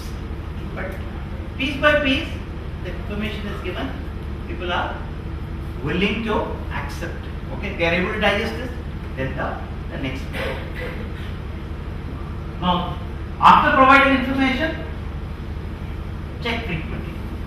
Now, what happens by this is that they are able to talk. They may have some misgivings. They have some doubts. All those get clarified when you check frequently with them that, okay, now you know what it is. Any questions, any doubts? Now let's go. Okay, so this is the fourth step. Now here, do they have knowledge of this prayer? Do they have anybody in the family? Do they know anybody who has this? Have you understood this, what I am talking about? Do you know somebody? So just check that so that when you give the information, they are able to relate with it. So how are they relating to their personal experiences or their personal knowledge? Today what is happening is that most patients, when they are coming to you, they are not coming to you for the first time. They have already visited about 2-3 people. They have already done some survey on the internet. They know a lot more about it. Okay, whether it is good or bad, they know something about it. So we need to verify how much of the knowledge they are having, and because of which what kind of a perception they may have created. So it is good to understand this. Okay. Now this is very important. There may be at some stage where you may decide that enough is enough. I don't need to give any further information. So you must know when to stop. So keep watching their non-verbal signals, how they are receiving the information. And based on that, whether you want to continue or not, you can take a call. Now this is the very interesting way of doing it. It looks like, instead of saying you have, it looks like there is a tumor rather than you have a tumor. So it looks like means that there can be a mistake. Whereas when you say you have, there is no mistake. So use the balancing word. There are tumors in the liver is not correct. Okay. There are tumors in the liver, not you have tumors in your liver. Okay. So it is about removing that you from it. Okay. Emphasize on maintaining the relationship as well as communicating the disease. Now, this is the method that we are talking about, is balancing the truth and hope. Now, let's see a beautiful video on this from that movie ISMOPH. That boy has cancer in his eyes, so both the eyes have been operated upon and they cannot be replaced. And this is the information that the doctor has to now give it to the grandfather. The boy will not understand it. Okay? So look at how he is breaking this news. how he tells the grandfather about this condition, but the way he illustrates it and talks it. Okay? It is beautifully done.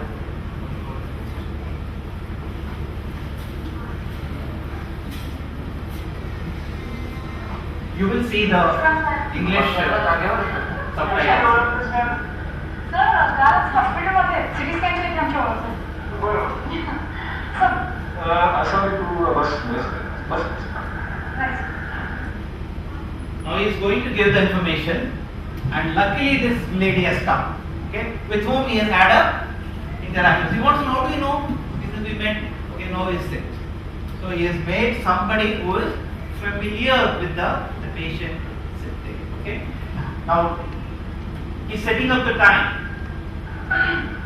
किती patient आहेत बरं पुढच्या 10 मिनिटात कोणाला सोडून होईल आपण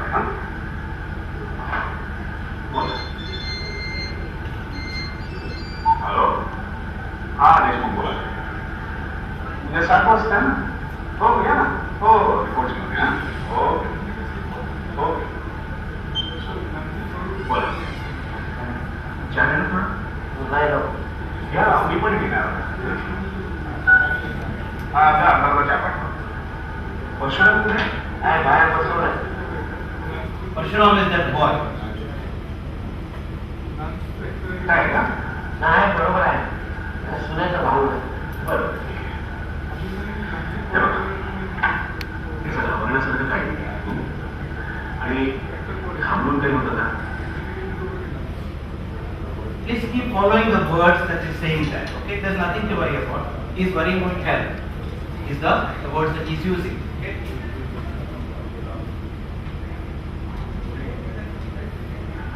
आपल्याला शांतपणे सगळ्याचा विचार करायचा परिस्थिती थोडीशी ऑपरेशनच करावं लागेल हो हो ऑपरेशनच करायचं आपल्याला नंतर त्याला दिसेल ना सारखं सगळं नीट समजून सांगतो नाही operation Actually, the boy will not be able to see, but he's not telling it now. Okay, I'll explain. करा तुम्ही खर्चाची काय काळजी करू नका झाडमुळे विकीन मी बघीन काय करायचं पैशाचं नाही आहे त्याची काळजी करू नका तुम्ही सांगतो ना तो प्रश्न नाही याची आज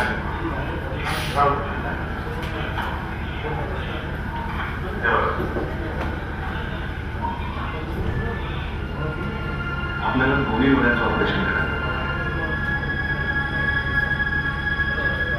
पण दिसेल नाही आपल्याला परशुराम सगळ्यात महत्वाचा आहे हो की नाही मी सांगतो तुम्हाला सांगतो हे आपले डोळे बाहेर मुगुळ असतात ते काय त्याच्या मागे हा रेटायना असतो त्याच्यामुळे आपल्याला दिसतं या नर्व्ह असतात मागे आणि ह्या जंक्शनला इथे त्याला कॅन्सर झाला डोळ्याचा कॅन्सर नाही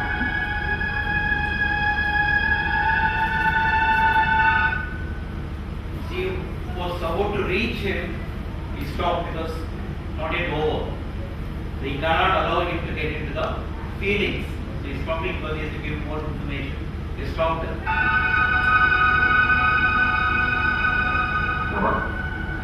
बाबा मी हे बघा बघा माझ्याकडे बघा बाबा हे बघा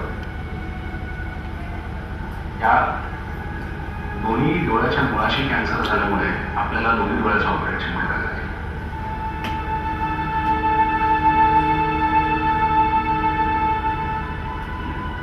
आणि आत्ता जर गेलं तर आपल्याला उपयोग आहे कारण पुढे हा कॅन्सर जर शरीरात पसरत गेला तर आपल्याला काही करता येणार म्हणूनच आपल्याला ऑपरेशनचा निर्णय लवकरात लवकर घ्यायचा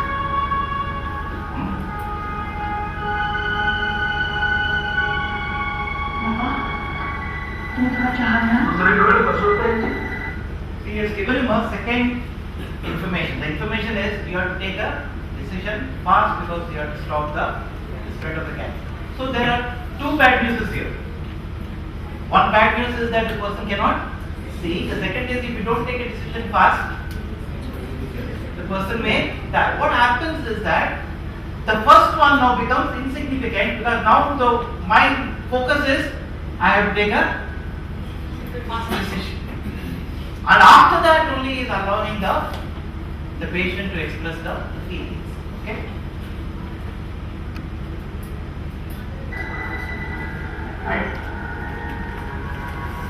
एक वर्षापर्यंत चालेल अहो ह्या केसपर्यंत शक्य नाही ऑपरेशन करावंच लागेल लवकर तुमचा काय उपाय नाही का आवाज सगळा विचार करूनच मी तुम्हाला निर्णय दिलाय आणि सुदैवाची गोष्ट म्हणजे हा कॅन्सर पहिला स्टेजचा आहे हे ऑपरेशन केलं तर आपल्याला काही प्रॉब्लेम येणार नाही इनफॅक्ट ऑपरेशन नंतर त्याच्या आयुष्यातला एकही सेकंद कमी होणार नाही ते मी तुम्हाला सांगतो पण वेळेस आपण ऑपरेशन केलं लाखात एखादी केस आहे दोन्ही डोळ्याची कॅन्सरची प्रश्न सुद्धा लाखात ऑपरेशनचा निर्णय तुम्हाला घ्यायचा आहे आता निर्णय काय घ्यायचा घरच्यांचे बोलून बघा आता करा ऑपरेशन ताबडतोब असं काही नाही तुम्ही घरच्यांशी बोला आणि 2-3 दिवसांनी मला सांगा ना नाही प्रॉब्लेम तुम्ही जरा शांत बाबा बाबा एक मिनिट बाबा एक मिनिट बसा बसा शांत बसा हे बघ आणखी एक महत्वाची गोष्ट हे लक्षात घ्या बाबा हे बघा कुठलंही ऑर्गन काढताना किंवा शरीरातला भाग काढताना पेशंटला पूर्वकल्पना द्यायला लागते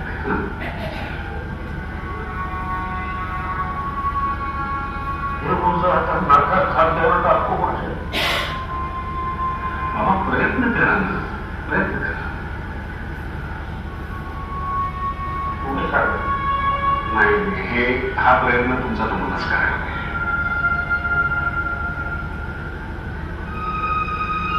पोरं सगळ्यात चांगलं तुमच्या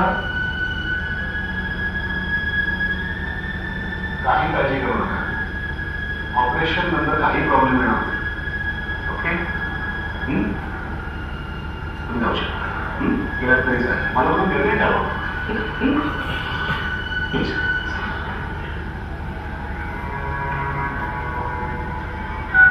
हां मला ते येऊन दे आणि पेशंट पाठवला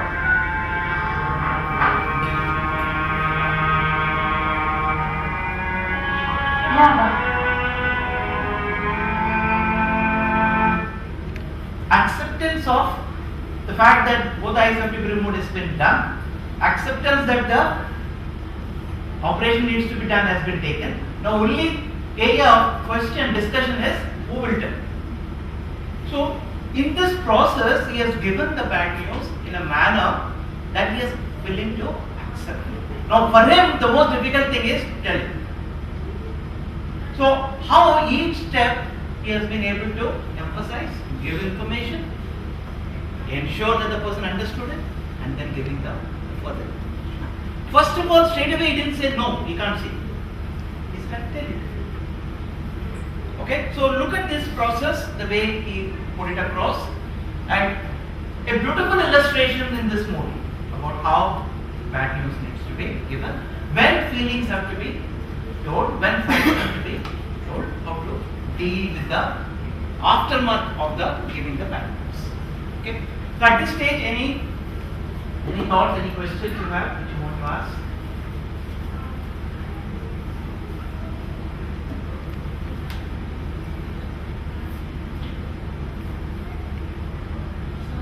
Yeah, which came first, the movie or the process?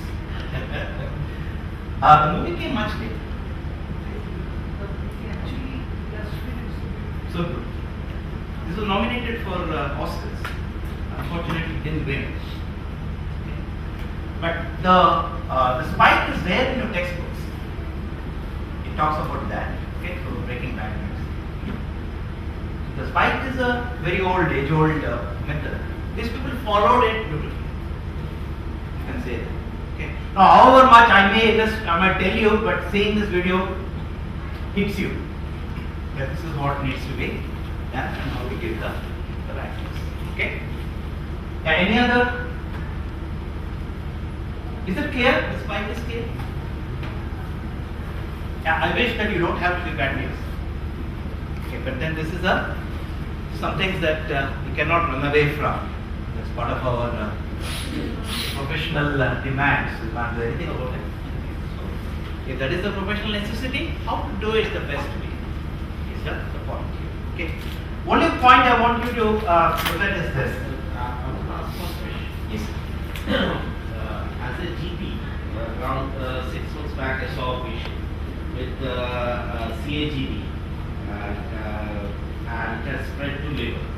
By the time she came to me, and there was already a lump in my mouth, got the imaging done, and it was already. Now, relatives are telling me not to tell her, not to tell in front of her. It's a very frequent thing that we have. Absolutely. Now, as a doctor, what should I? Should I say it in front of her and try to encourage her and try to fight it? Or should I say it to the relatives in directly the manner it is and then wait? Yeah. There is a, this is what is called as a collusion. It is a step in the breaking bad news which talks about collusion. Sometimes the collusion is with the relatives, sometimes the collusion is with the patient. The patient says, don't tell my relatives. Sometimes it may happen like that. But it's usually the other way around. It's the other way around. Yeah. Now what you have to do is that you have to take the call in terms of how much of the information. You may not give the entire information, but the patient must know certain things. Like for example, if you are going to remove certain parts, the patient must know that this is going to happen. There are going to be modifications in the lifestyle, the patient must know. Now, in this case, possibly it was not operated. Then what do I do? Yeah. So, in this case, then she has to undergo the radiation or the chemo. It has to happen. Yeah. So, if that has to happen, then the patient has to agree. It's okay. So, what you have to tell the first is to get the patient's relatives on board. To say that without her consent, this cannot be done.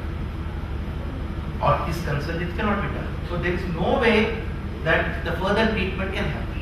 Now, if you are thinking that you will not do any further treatment, then it is fine. But if you want to go for the further treatment, then the patient must know. Because she has to sign the consent forms for radiation. She has to sign the consent form for all that. So without that, it cannot be done. So you have to tell them that at some stage, it has to be done. It's about where you want to take it next. Do you want to treat or you don't want to treat? Based on that, the next step has to be taken. But the collusion with this thing is common. How much you tell, what needs to happen is common. What is said is that if the patient tells you that don't share this information with my relatives, okay, your prerogative is with the patient. Because the confidentiality is with the patient. So you have to maintain that confidentiality at any cost. If the patient tells you, don't tell. So should we have one-to-one with the patient first? Yes. The sense, what I am saying is that if the collusion is happening from the patient, the patient is free enough and says that, okay, tell me what is my problem. And the patient understands what the problem is and they say that don't tell my relatives, don't tell. Because our confidentiality, our this thing is with the patient. But other way around you cannot, because the patient has to sometimes take the lead in terms of whether I want to sign this or not sign this. I want to know what's going to happen to my body. But this is common. The collusion is a common phenomenon. Is there a certain guideline that should be taken to the relatives first or in the patient first? Like in this movie, the child, it was not a child, it was an adult person. Even then, if the doctor has consulted his father, May not. Here the patient can't take the decision. Okay, cannot understand the problem. So the relatives have been it's told. obvious in this case, Yeah. but if the patient is like, so the example sir said, in each case, is there a certain guideline where the doctor? So it is your relationship with the patient that counts. Suppose you have been seeing that patient for a long time. You know how much he or she can take it, or what is their thing. They are asking you questions about that. Okay. So our first prerogative is with the patient. That is the first prerogative. Okay. But if you feel that the patient is too old or too young, and it is the relative who needs to take a call, then you are going to be talking to the relative. But ideally, the patient comes first. Do you think that saying directly to the patient improves his or her chances of survival or fighting? Yeah, entirely depends on how we break down. Do you have any statistics or anything that does anything of that kind proves the law that you should say that? There was talk a few years back that whenever a terminally ill patient comes to you like that, you should say it directly because it helps him or her fight the disease, gains the chances of survival. But is it true? The person who's going to fight it is immortal. Okay, I'll just give you this example of whatever you just now said. The entire stomach was removed and it was stage 2. And they checked the scan of the chest, abdomen, nowhere it is present. Okay, so whether to go ahead with chemo or not was a choice which was left to the doctor. Okay, now the doctor told her that this is what I feel will be good for you. Okay, now but if you refuse, I will not go ahead. If you say that no, I don't want it, that's fine. I will leave it.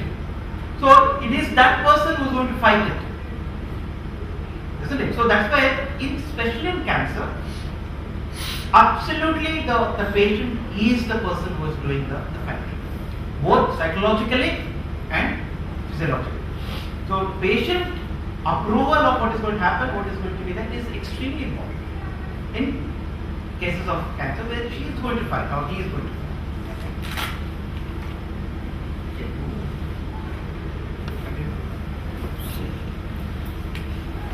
Come on. Sorry for being so late. Just to, because I was willing to sit in the audience, but I couldn't get a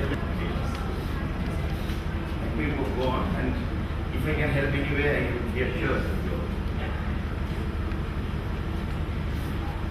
In terms of statistics, I will not be able to tell you whether it worked or didn't work. But logically, especially in cancer, it has to be the patient who has to take the call. Any other? Yeah. So if we say a doctor is treating a patient, it looks like you may have, if you are giving hope, is there any other side effects during this? Is the patient thinking that the doctor is not so much confident of experience? So that can happen. So how to deal with that kind of situation? Yeah. See, the relationship that you have with the patient is an important criteria. Okay. What we are now telling is that the voices, the words that we use to explain to the patient about the nature of the disease. Okay. Now, what you are talking about is the prognosis of the disease. That is where you are using the word may or looks like or seems like. Whereas as the disease is concerned, you are sure of it. Okay, so you are not using those may, it seems like, as far as the disease is concerned, but it is about the prognosis. So there we are giving some clues. It's not about the what you are saying is that the scan indicates presence of a tooth. That's what you are saying. Okay, so here what you have used? You have used a third reference point to say the scans indicate presence of a tooth. Then you are talking about the prognosis. So only at the prognosis we are going to be like what he did is he will never speak again. That's the prognosis. So saying that this thing is crushed is fine, but never speak again is not fine. Yeah. So you are confident about your diagnosis. There is no doubt. We have to say that you have got this. Yes. And the chances. What we are talking about is this. Many times this may happen. So you are giving some hope, but you are not telling them that tomorrow you will play football. That we are not. some hope. But as far as the diagnosis is concerned, you are sure. Yeah, anything else? Any other questions? Yeah. Now, this is where the an important criteria that you would have seen in the video came on here. Okay. So, like for example, he says naming the feeling. This is called as the nurse. Okay, naming the feeling, understanding, respecting, supporting.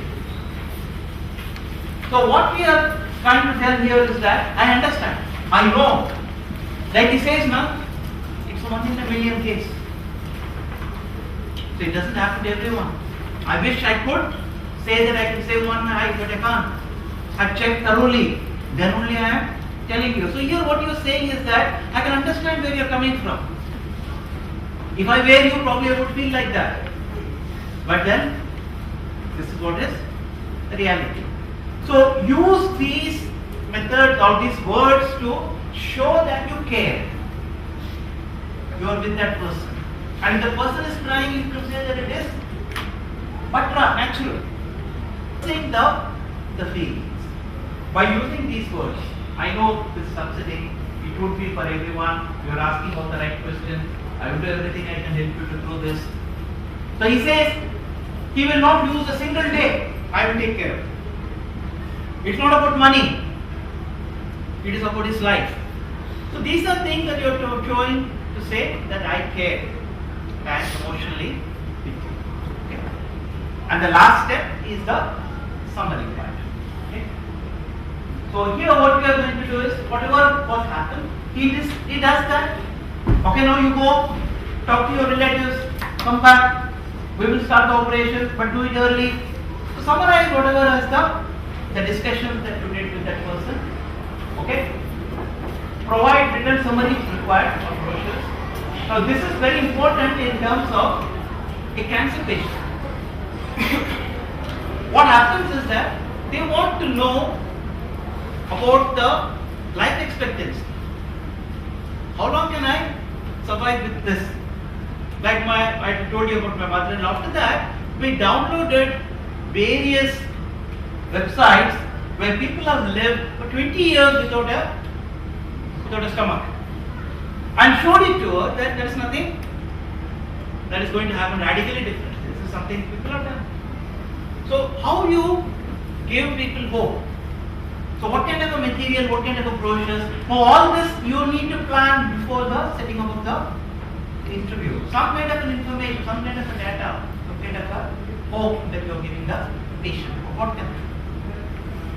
Okay? And invite support person for next visit.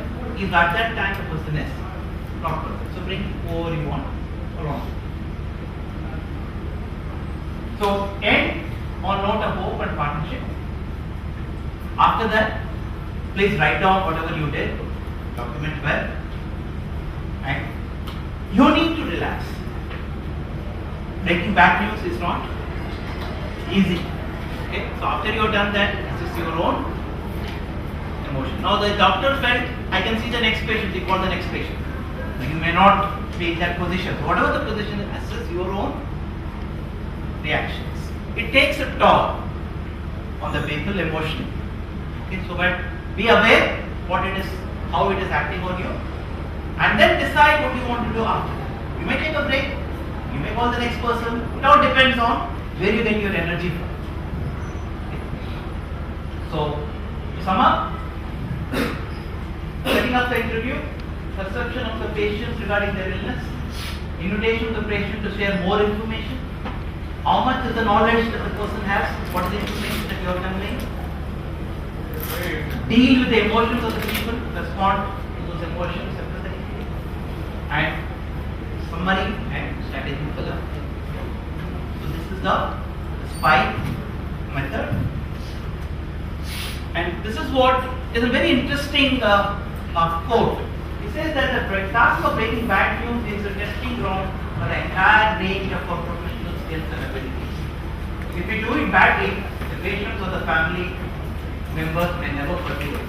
If you do it well, you will never forget us.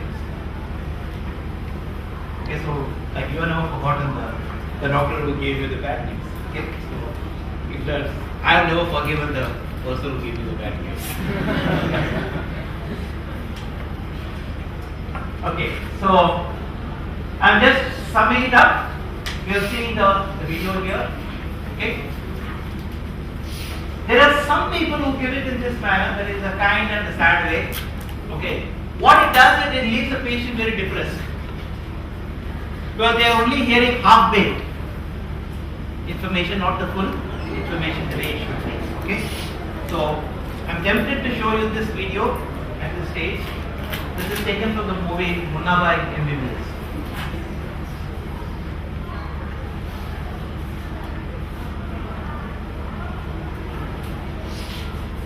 Hey doctor, headphone there.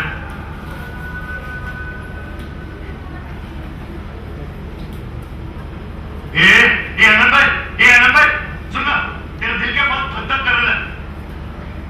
ये लो सुनो। आनंद भाई, तुम एकदम 100% जिंदा है। कोई कुछ भी बोले ना, तो उसको अपने दिल की आवाज सुना दे, ओके?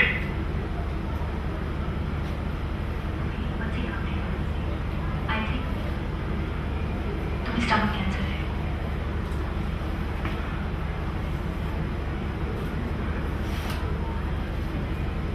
सही, तुम अभी एडमिट हो जाओ। मेरी 2 बजे अपनी मीटिंग है। ओके, तो कल सुबह एडमिट हो जाओ। क्या आपने कहा था कि मुझे पहले आना चाहिए था?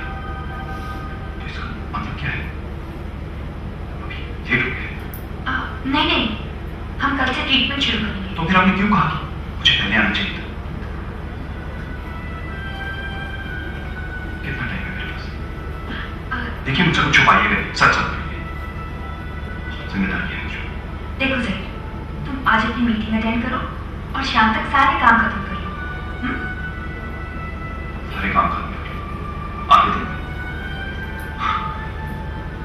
फ्लैट खरीदना है, सेटल होना है, सब हो जाएगा आगे दिन में। आज भी लेके जाना है, बहन की शादी करानी है, सब हो जाएगा आगे दिन में। देखो जहीर, खुदा ने चाहा तो सब ठीक हो जाएगा। खुदा क्या चाहता है ये तो जाहिर है।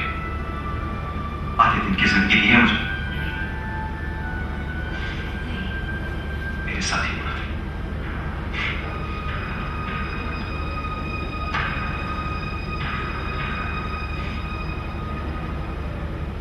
एक बात बताइए डॉक्टर, मैंने कभी शराब नहीं पी, सिगरेट नहीं पी, किसी लड़की को हाथ तक नहीं लगाया, फिर मुझे मेरे सारे दोस्त जाते हैं बाहर में, लड़कियों का डांस देखते हैं, शराब पीते हैं, मेरा भी दिल करता है, लेकिन मैं आज तक नहीं किया। सोचो यदि कुछ बन जाओ, आओ यहां बुला लो, जिम्मेदारी निभा लो, फिर जीव बैठते अपने लिए। सोचा था अभी तो सारी जिंदगी पड़ी।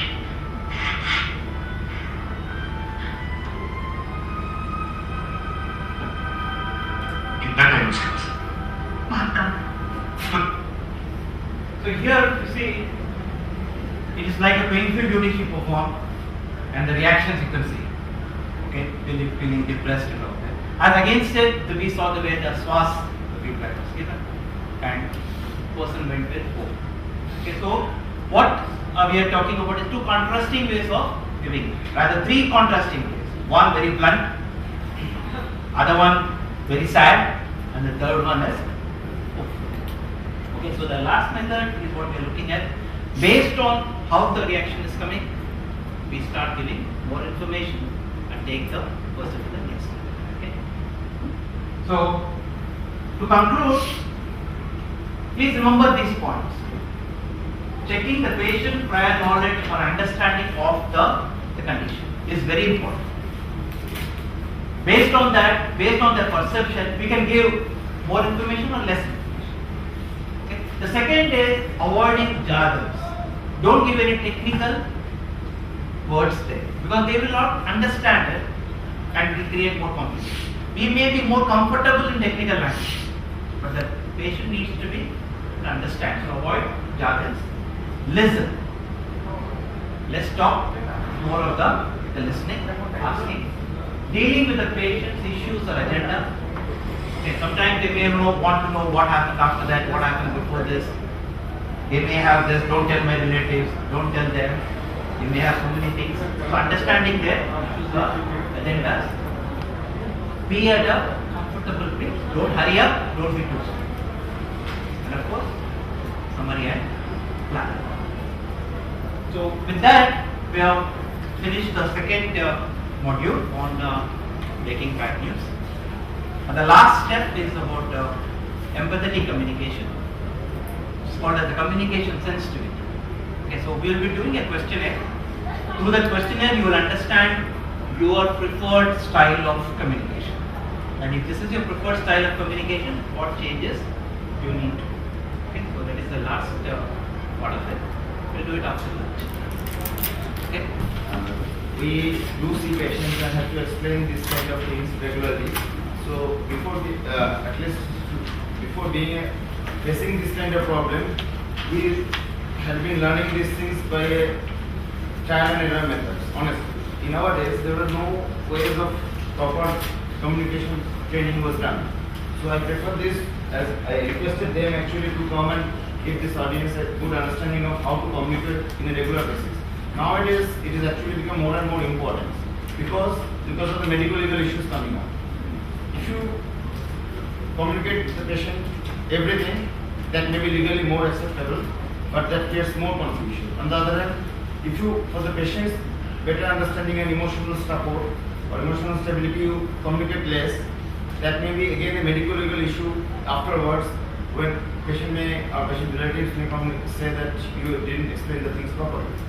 So this thing has to be balanced well, and that has to be learned best by definitely with the communication skill. And I prefer that you people interact among each other. Maybe you, I suggest you may provide them some problem actually. Some you behave like a patient of lung cancer and tell them how they want to console you. You tell them to console you.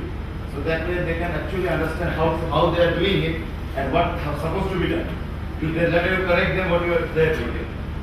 That may be the best way to learn and practice.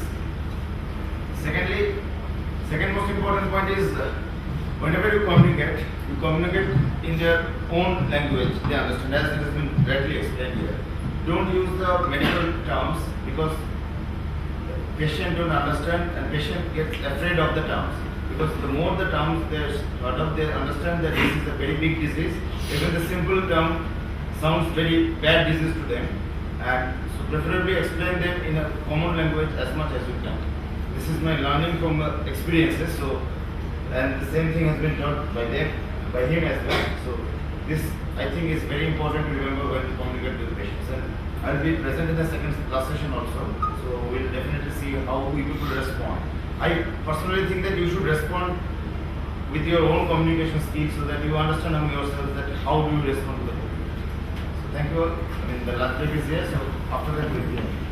Sir, I'm sorry I could not come because I had my busy OPD again there. That is sorry for that. I have to deal with the patients as you rightly see here.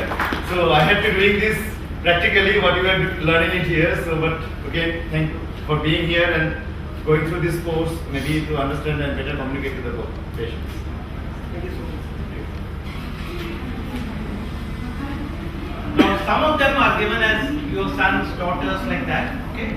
Imagine it as your friend or somebody is very close to you. Okay? And when they come and express that, whatever is the situation is, they are expressing that, then on the right you have 4 options. A, B, C, D. Right? Now what you have to choose is out of these 4 options, which comes to you very naturally. And the one that comes to you more naturally will get more points. Okay? But there is a limitation. You have only 3 points with you totally.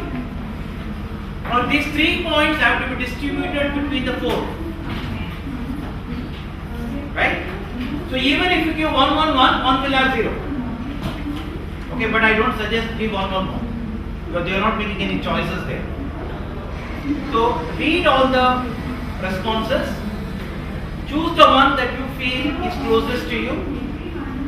If you give that 3 marks, the rest will get 0. If you give that 2 marks, one of them will have to get 1, others will be 0. Okay? The rarest of occasions will you give 1, 1, 1. Okay? Otherwise make your choices.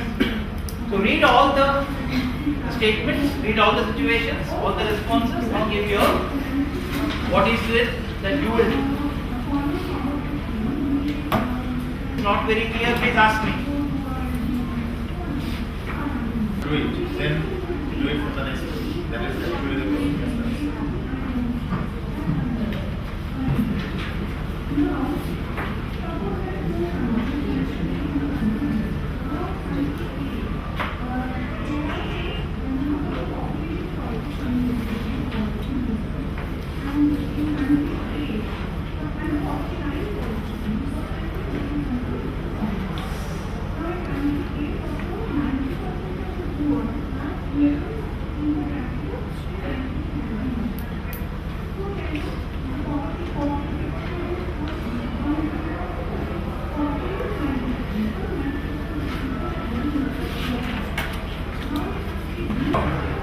The one that you give more is what you are more likely to do.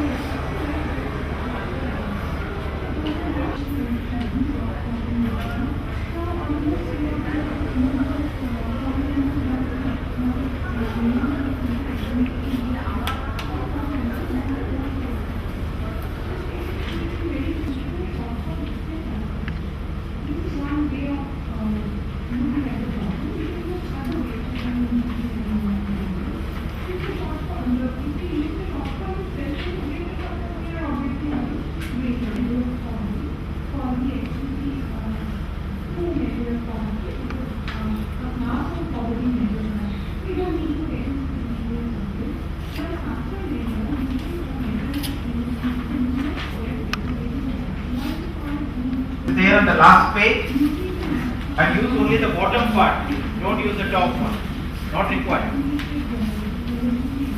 So whatever scores you have given for 1A, put it next to that. 1B, 1C, 1D. And take row-wise totals. 30.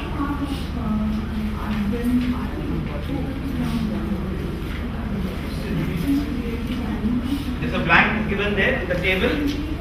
So the first row is feelings or empathy. Under the response, you write this. The second is criticism.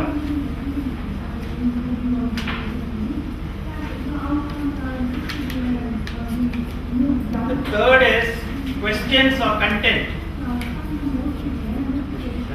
Questions stroke content. And the last one is advice.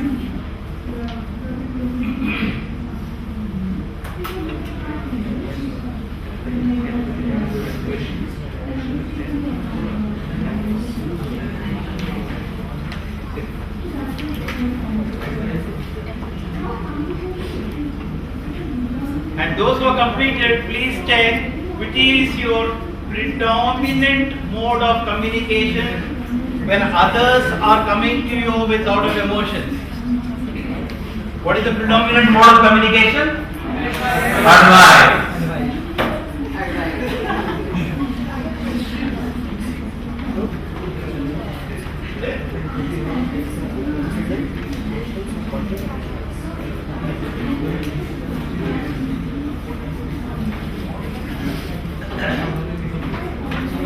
What happens when a person is coming to you with lot of emotions? Does that person receive your advice?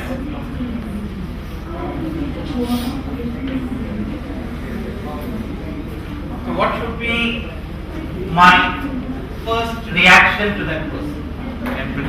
Empathy or feelings.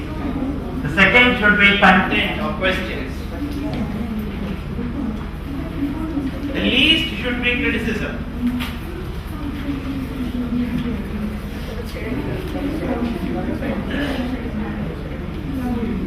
I am willing to stake a claim that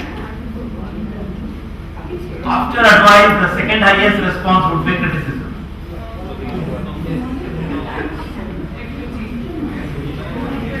Exceptions are always there.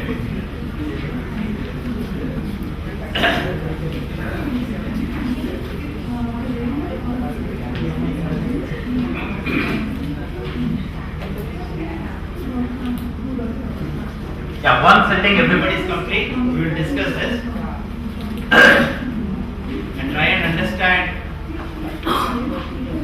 why we should have less of the advice, more of the empathy, and how we should do it.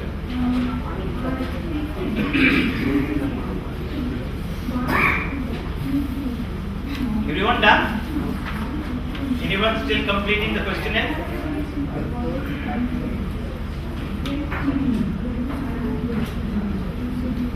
How many have finished? They're all finished?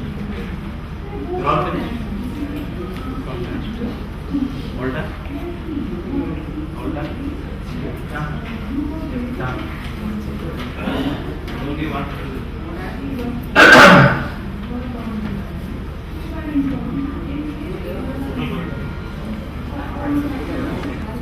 Understand by looking at this chart,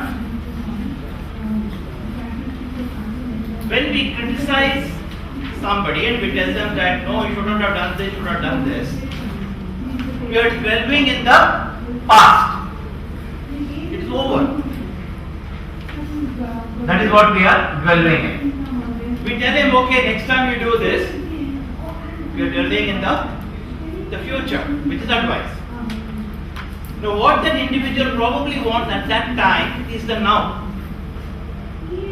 So, in that now situation, we need to deal with either questions or show that you care, empathy or the feelings. Now, why it doesn't come naturally to us? Why does advice come more naturally? Why does it happen? Any idea? Because that is what we got from everybody else. My experience is that. Isn't it? What is there are people who say about advice. What do they say? When you get advice, hear it from one ear and leave it from the other ear. People say that. But actually what we practice is hear it from one ear and give it out from the mouth. What we are telling is, I don't need it, you give it. Happens? Whatever we hear, we are just passing it on to the others. Because I have heard enough of that. Okay? But what we need to think is that when somebody is emotional, we are not saying that don't give advice when somebody wants to know what to do, where to invest. I come and ask you. Tell them. But when somebody is emotional, for the advice to sink in, you need to create a platform. Without that platform, the advice will not sink in. So create the platform by showing empathy and then give the advice. It will follow.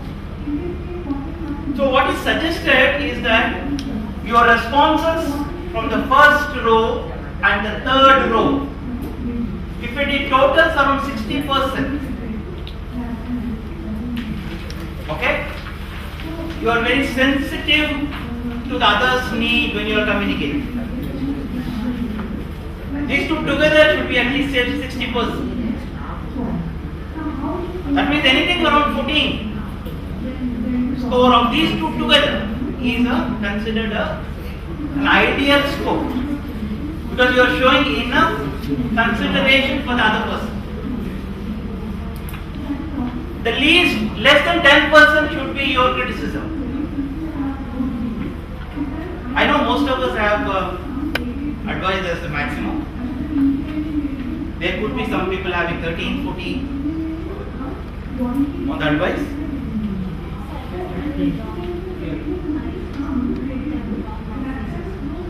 Yeah, please rework. No problem. Yeah, so now let us do one thing. You may wonder that no, this is not what it is because I have seen the statement and I think this response is ideal. We may say that. Okay? So let us go through each situation or pick up one or two situations and then decide what will happen to you if this comes to you. Okay? Now ignore who said it. Okay, that is not the important criteria here. Ignore who said it and then look at what the statement is and what the response is. Okay? Let us look at it. So somebody tells you, second situation I am reading, as long as I have got a goal ahead, I will keep striving for it. I am determined to advance. Hard work never bothered me. I know it won't be easy and I will be probably have to climb over a few people who get in my way. This is important to me. I want to be somebody and I will be. This is what that person is saying. And suppose you tell that person, how do you think you would feel if other people treated you like this? What will be the response? You are already treating me like this. That is why I want to go ahead. So I don't care what other people think. So that response is not going to achieve any of the goal that we want. What is that? 2A is what? Criticism. Okay. Now let us look at 2B. What in particular do you wish to achieve? Question. It's a question. So what is the person going to say? He is going to shout at you or he is going to give a response? He will give you a response. Correct? Now look at the third one. I wouldn't worry, but telling everyone what you think may cause bad relationship. I don't care it. It's already causing me bad relationship. So advice is not working. Okay, so what is the point of criticism and advice here when that person is just going to reject it or try? Now look at what will happen if I say the last thing. Getting ahead is very important in your life. Yes, and he is going to add few more words. So that is what you want. After that you tell him whatever the advice or the criticism. But get that person to be with you. Get the point? But then it comes naturally to us. Yeah, because as somebody was saying, this is what I have been hearing from my childhood. In fact, yesterday on one of the channels, there was a very interesting discussion. This happens in Star Vijay, a Tamil channel. There was a discussion between a set of parents on one side and a set of children on the other side. And the set of parents were asked, what is the one thing that you don't like in your child? And the parents were saying that he never follows my advice. And the children was asked, what is the one thing you don't like in your parents? They give too many advice.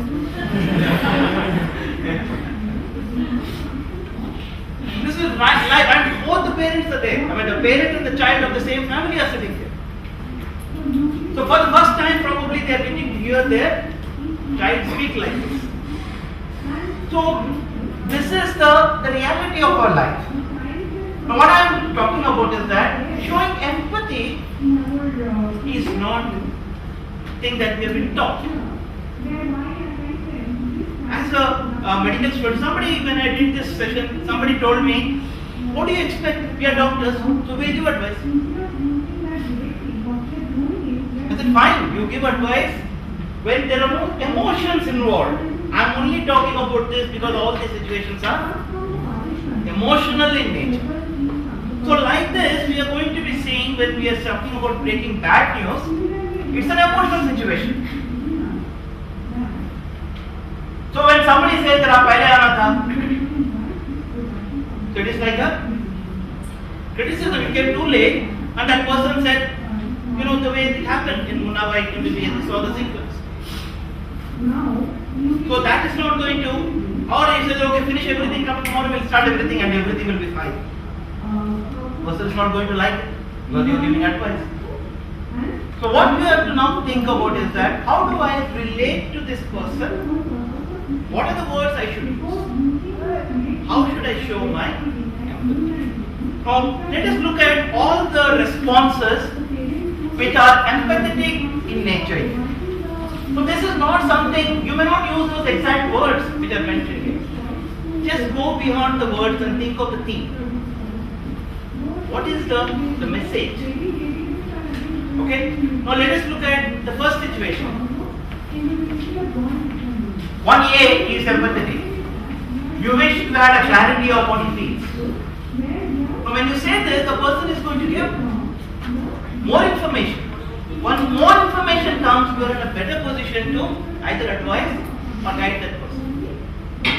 We are not saying don't give advice, but what we are saying is that starting point is not that way. The starting point has to be showing understanding. Once you have established that, or it can be questions to know more. Once you have established that, then get into advice. Now, simple point to remember is this: who comes from these two facts?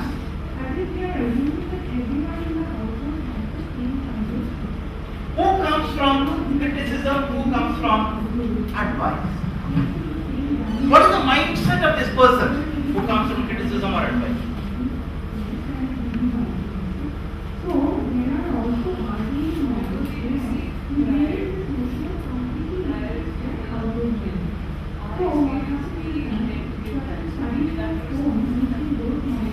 Yeah, doesn't it sound like I know everything?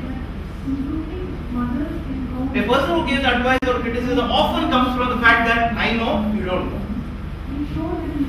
That's the mindset, isn't it? When emotional situations are there, that mindset is not going to work. Whereas a person who asks questions comes from the mindset that I don't know enough, I want to know more.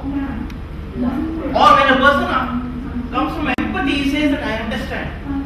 If I were you, I probably would feel like that. So these two are an important criteria. So what we said at the beginning, if you remember, we'll go back to the TA. Here the person is either coming from a parental ego state or a child ego state. They are very emotional. When they are emotional, they want somebody to show that, okay, I understand. And then whatever the next step. Is that getting through, or are you saying that it's very theoretical?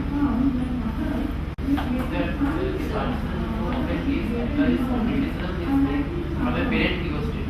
Correct. Or from a child ego state. More from a parent ego state. Advice and criticism comes from a parent ego state. It's not coming from a adult ego state. Adult ego state shows I understand. If I were you, I would feel like that.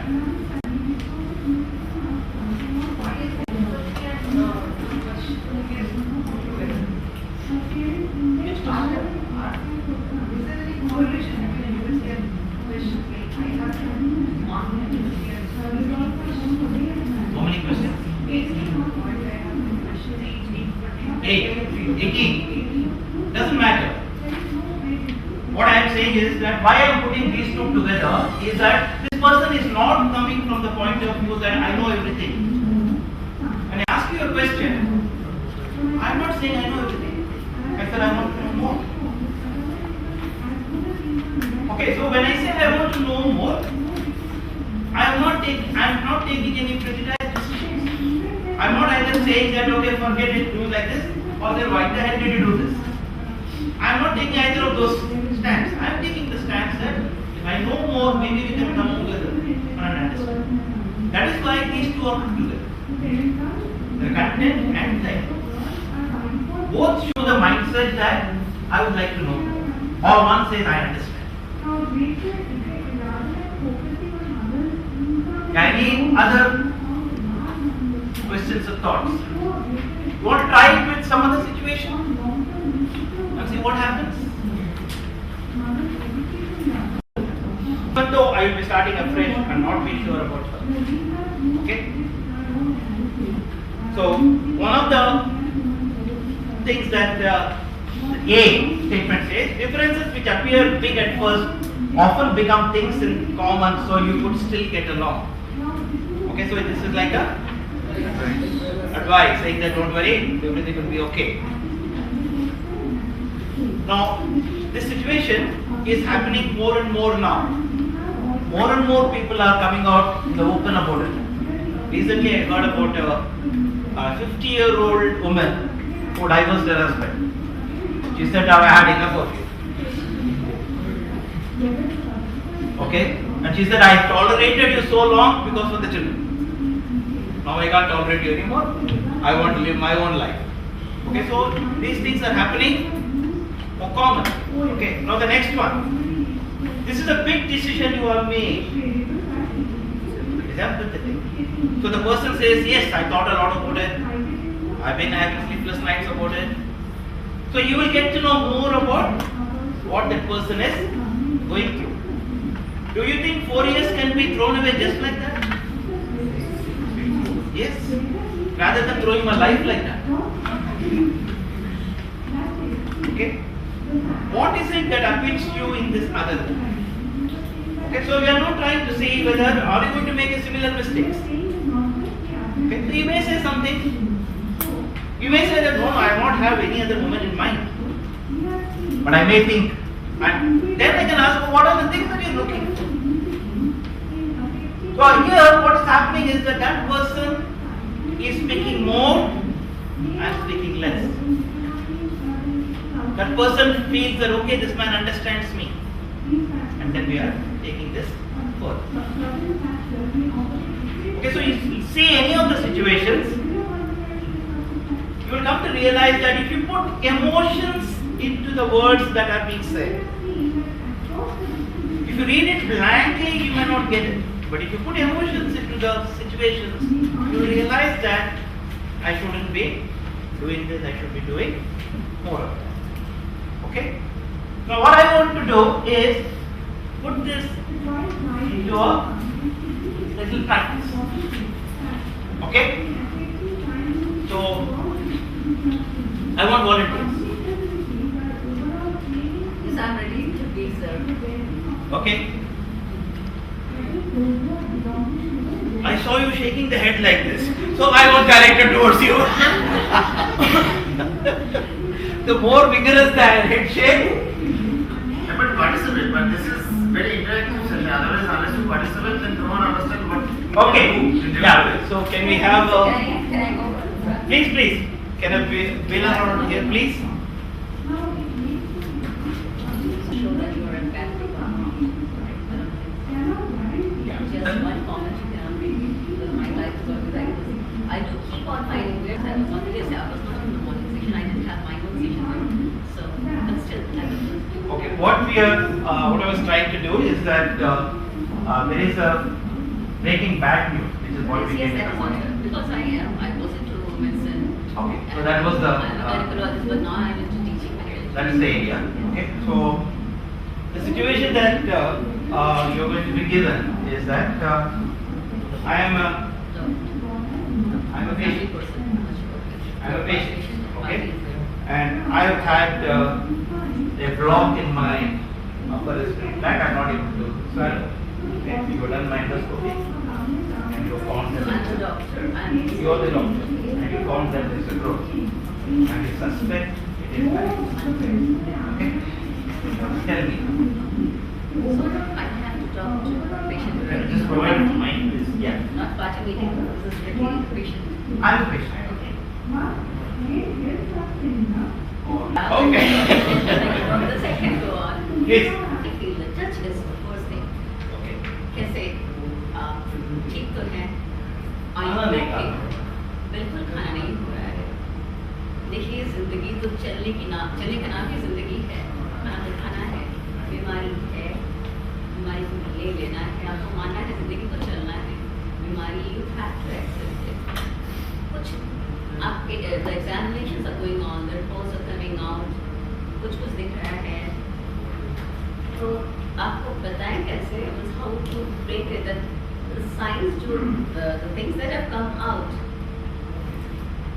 वो आपको सुन के तो अच्छा आप जानना चाहते हैं कि अच्छी रिपोर्ट है यानी want to know क्या है डॉक्टर साहब। ऐसे ठीक होगा, मैं खाना खाना है नहीं और बस खाना खाना है, आप खाना खा सकेंगे, खाना खा सकेंगे, अच्छी तरह से खाना खाना है, सेहत भी।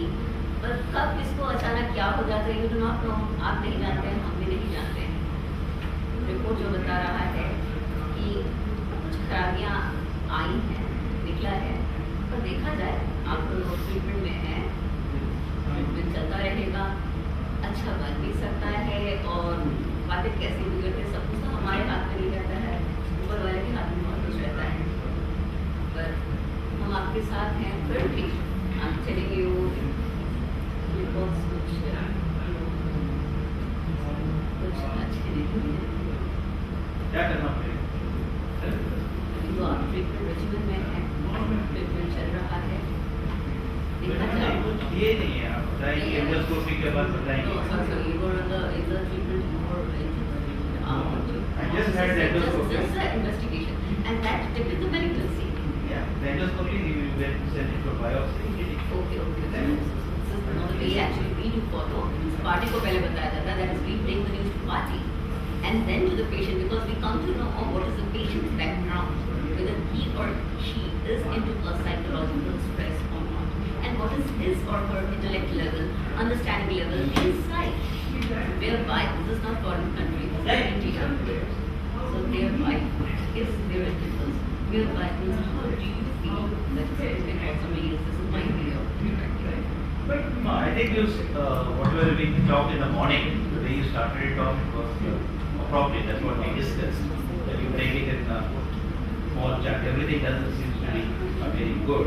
So that's what we started. That's what we have talked in the morning. That's exactly the way that we talk and how you go out and take it. So we were reinforcing. Because how would you behave? I don't know. You can call some other volunteers as well. Sure. We will do it to the. Okay, you can assess me my assessment to that. Should it be like this or not, or whatever? That's exactly the point. This is exactly the way that we talk in the morning. That is that break it in small bits. That's everyone the disaster shouldn't come on of a sudden. Nobody is ready to accept it. The same way it happened to me this morning, but I was ready to sort of be a doctor. So, okay, thank you, sir. Thank you, ma'am. Thank you for coming.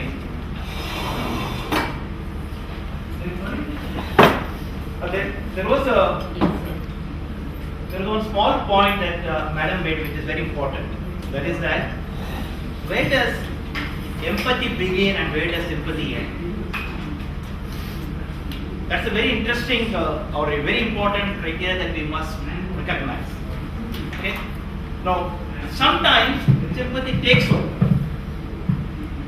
Now, there was a beautiful illustration given by one of the cancer specialists at NIMS. He told me that sympathy always is like this.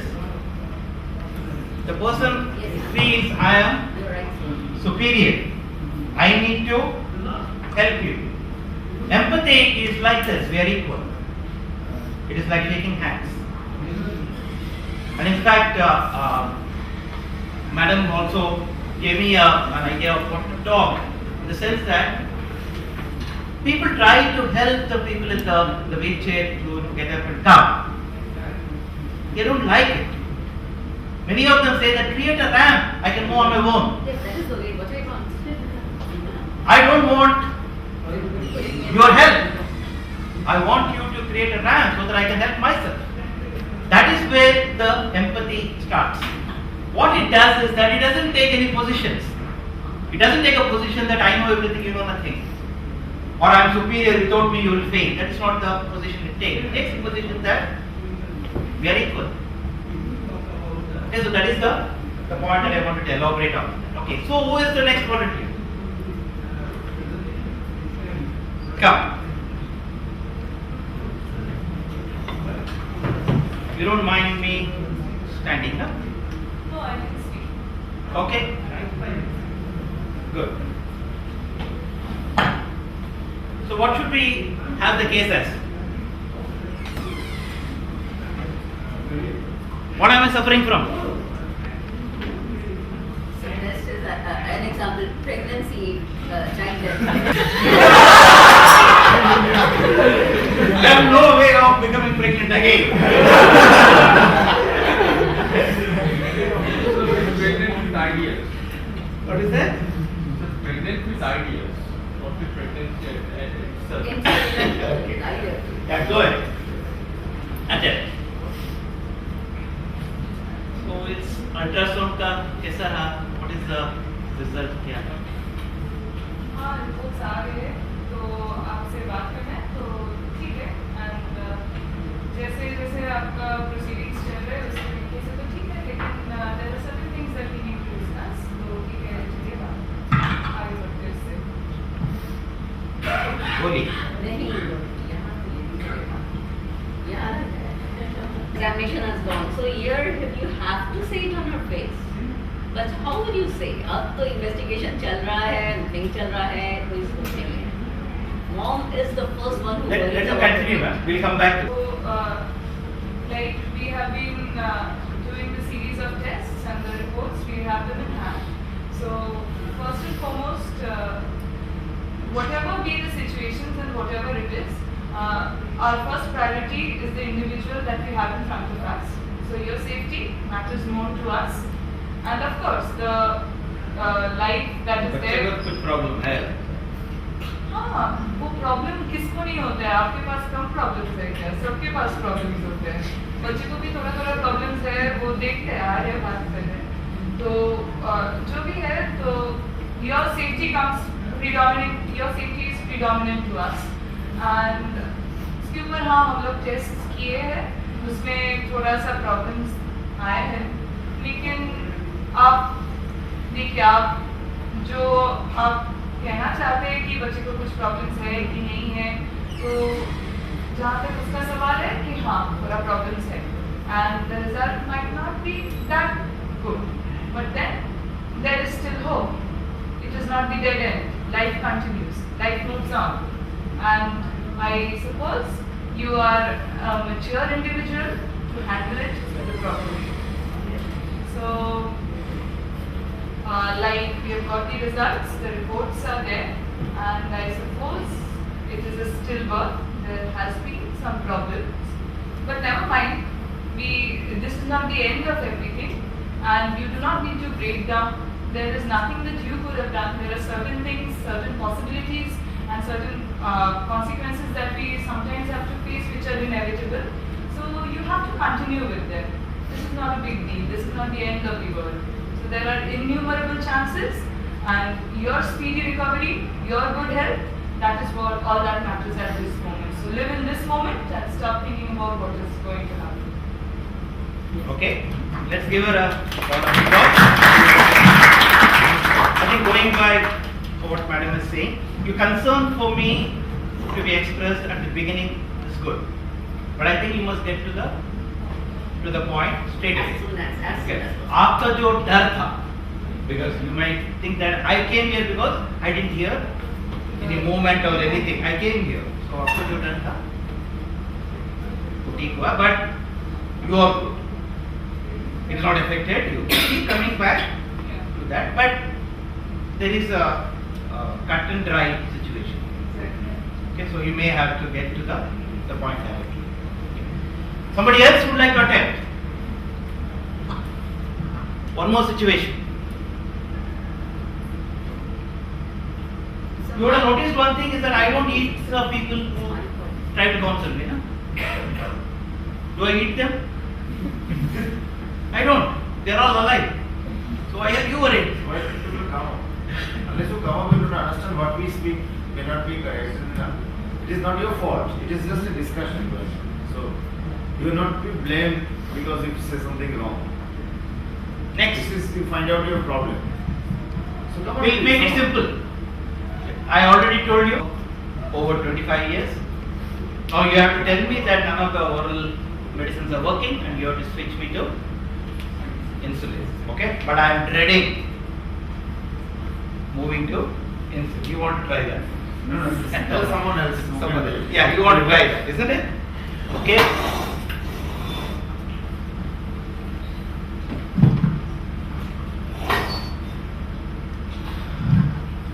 Good morning.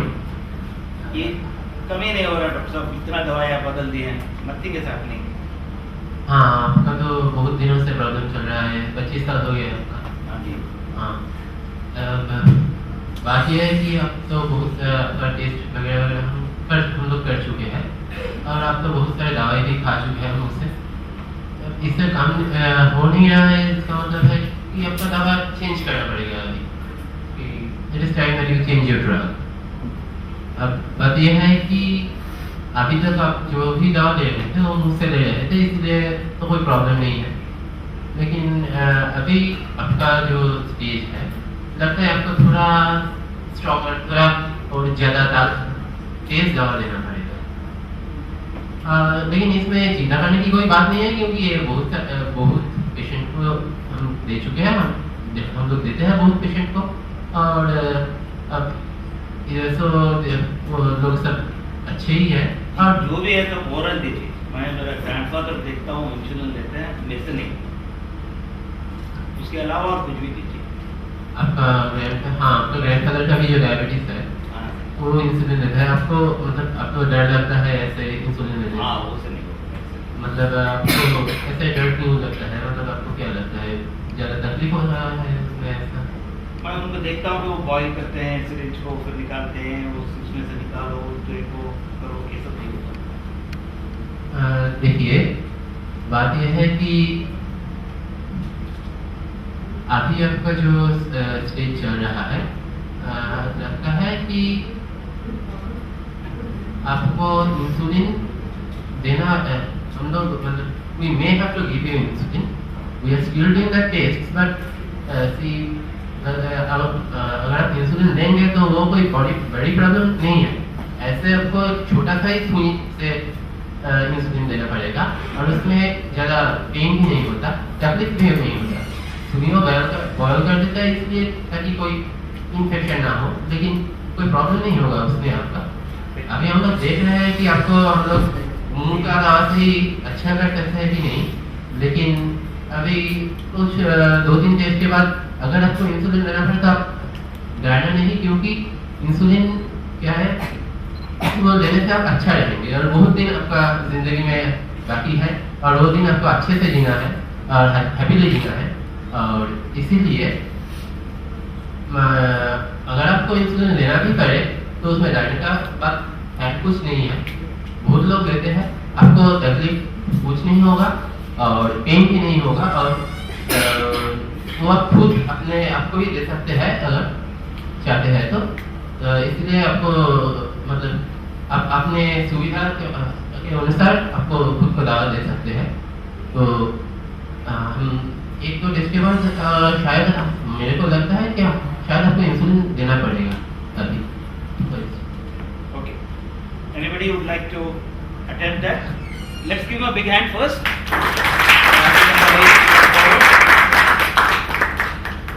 Yeah, you could come directly probably to the fact that all that is not there anymore.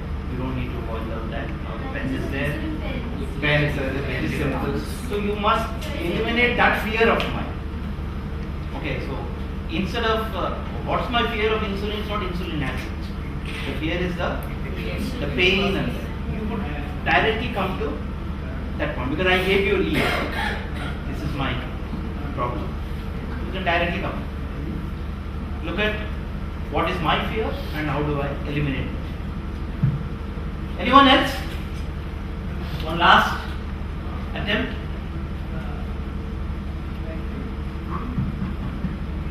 And break it to the family member.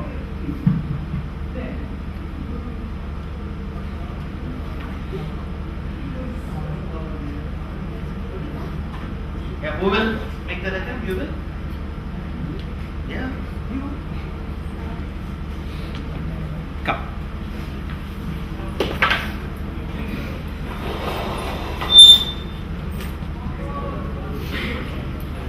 Introduce yourself. Introduce yourself. It's okay, go ahead. I'm Rotika Shankari from BMC. Okay. So what situation you want? As I wish. Some lung carcinoma, they are almost, we have an expectation of 6 months maybe. Diagnosed so late that it has a life expectancy of 6 months. Patient was chronic smoker for last 20 years and at the age of 56 or something. So how to break that? With the after the X-ray, there was the biopsy report says it's a lung carcinoma, it's quite an advanced stage. So how do you break this news?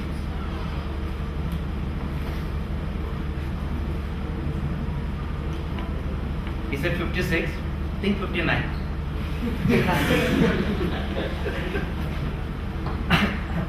Speak into that and he wants to There is the camera so that I can take your pictures. Just think over the situation. Think. I'm saying this is a terminal stage. You don't have to think about the medical stages. I'm saying the patient has expected life expectancy of around 6 months. So quite advanced, but had a history of smoking around middle age, as I said. So how do you break the news? And patient having chronic cough but no other significant symptoms, so occasional hemoptysis. That's all the patient had, and we have to break the news of this.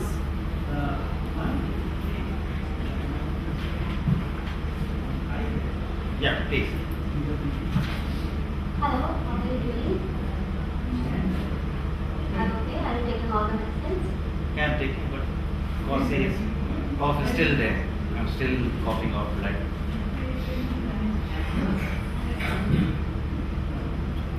Actually, we have gone through all the chemo and all the procedures.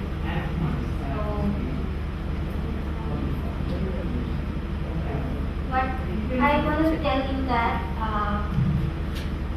we guess that maybe it can be the terminal stage and of the disease, and I'm afraid that you may have 6 or 7 months left, and the therapies are all going on, and we're trying our best, but maybe it is serious. We should take care of it. Good.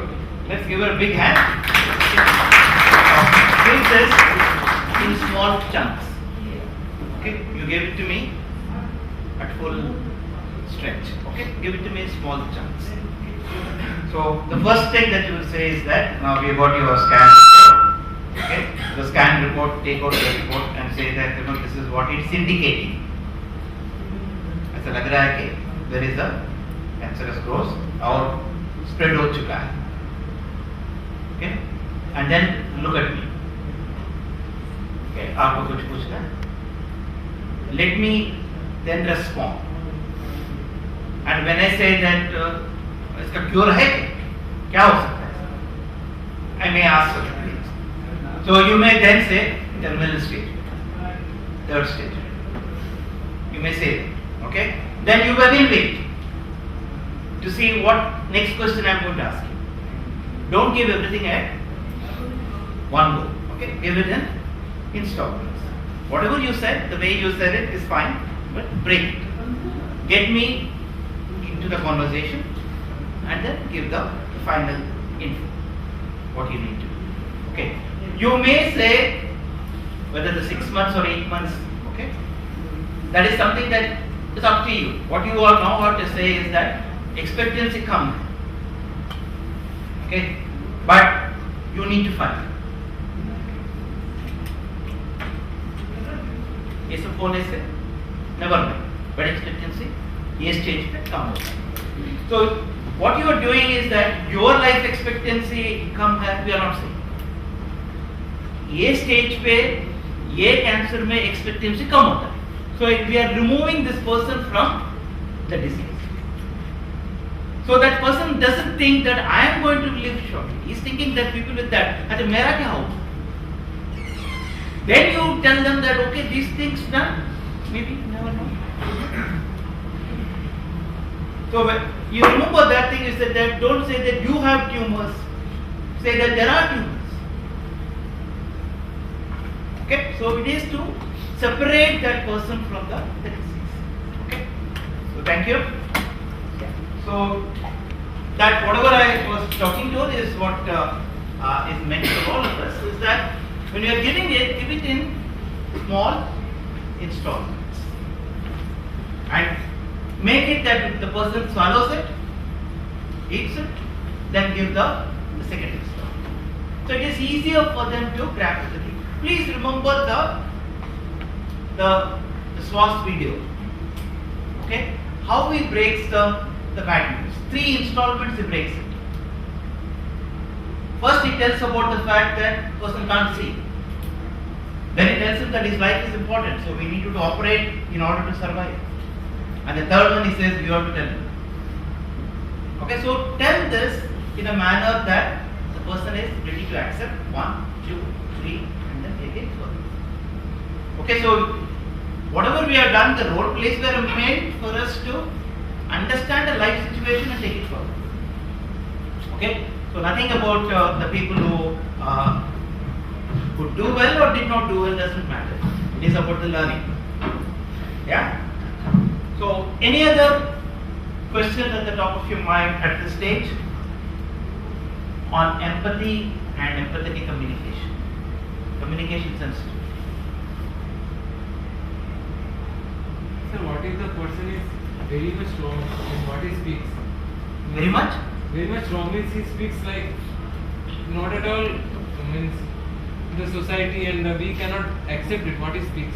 Okay. And he is bringing it to me. So should I still empathize upon him because it is gruesome to me, anyone who would hear that, or I would direct go to advice means things which are not means not they don't means deserve. Yeah. What you are, I can understand. What you are saying is that things go against the value of humanity, grain of humanity, my values, anything. Yes, if that my person values, is saying, the values of I society. cannot empathize with him. Yes. Okay, yeah, you are right. You cannot empathize with those kind of situations. So what we need to do is that put our foot down very firmly. And what is said is that, I'm sorry, this is not accepted. Whatever you are saying is not acceptable to me. मैं आगे सुनना नहीं चाहूँगा. ये मेरे values के खिलाफ है. Make it very clear, bluntly, that what you are now saying is not beyond my value systems. It is beyond my value system and not acceptable to you. Put your foot down. And you may say that I am sorry. Again, anything else you want to talk, I am okay, but not this. I am not ready to listen to any of this. If it is against the value systems or whatever the grain of humanity is going against it, put your foot down firmly. There is no empathy there. What we are looking at empathy is that when you can understand the pain that person is going through, when you can relate to it, when you can say that ah, mere saath bhi hua.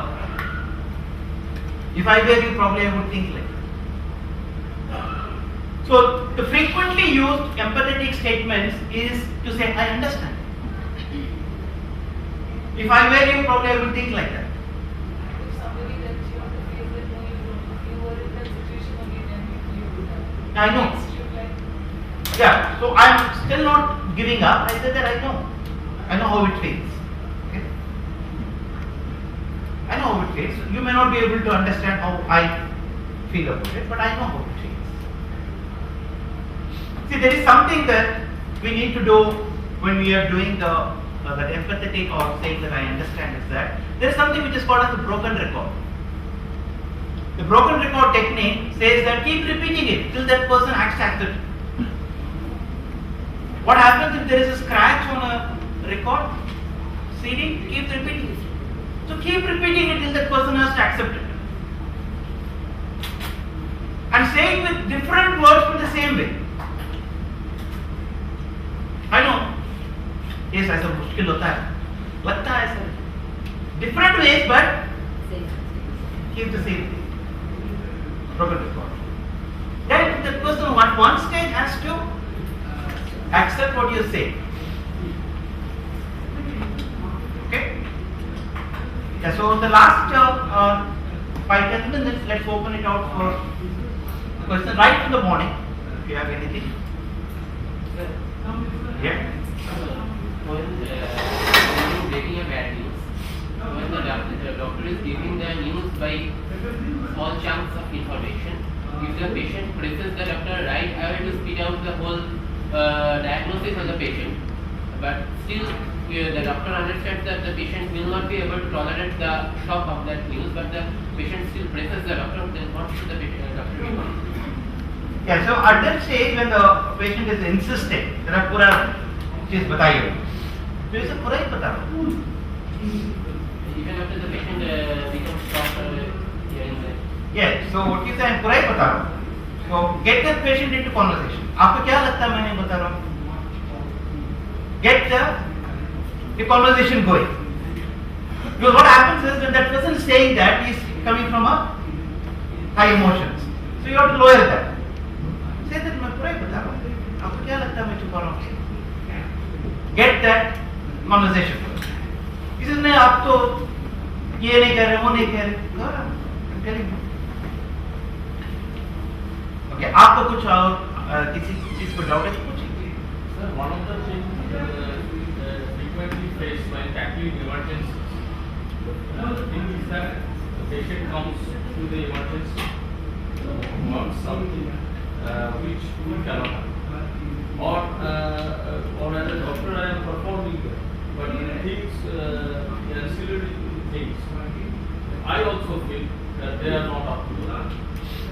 So in that case, and we are confronted with more. So everybody has our own way of doing the things. But could you suggest something that could be in tackling that mob psychology? You see, ideally in mob psychology, what we suggest is that isolate the leaders. Okay, there will be one or two people who are the thing. You tell them that आप आइए. Okay, मैं इनको समझा दूँ.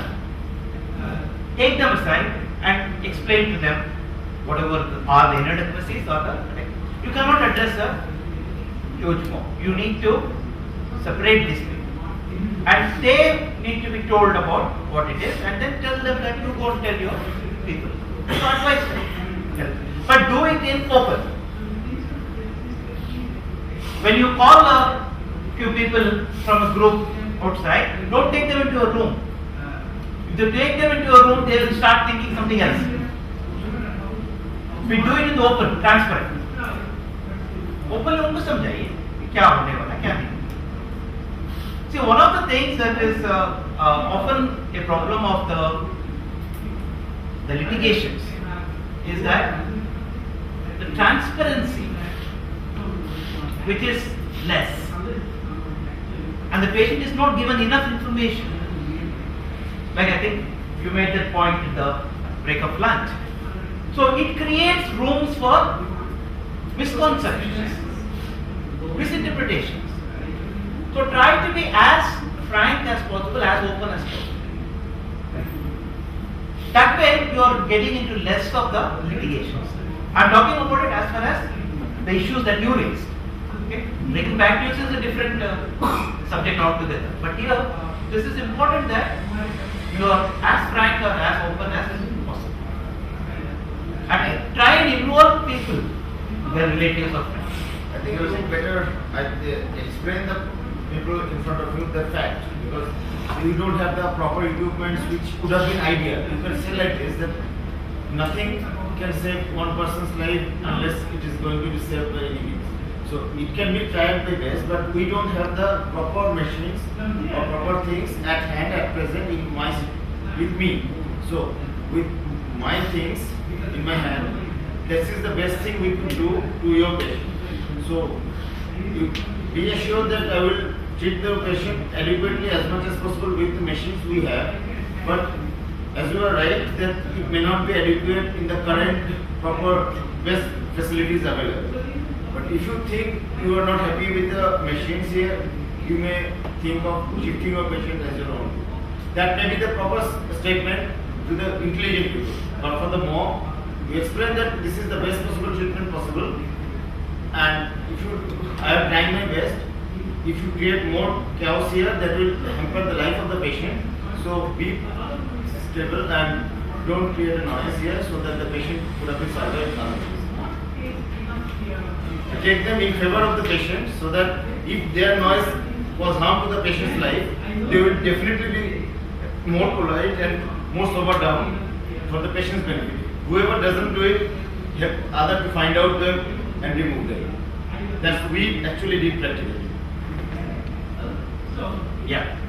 Sir, before the lunch session, we were saying that like when we deal with the patient or when we break the news, there are nowadays there are different medical laws and ethics, and like we cannot hide anything and at all we cannot say the whole thing to the patient also. So how much do we have to say to the patient that we don't even violate the rules and the laws as well as we give the information to the patient as well?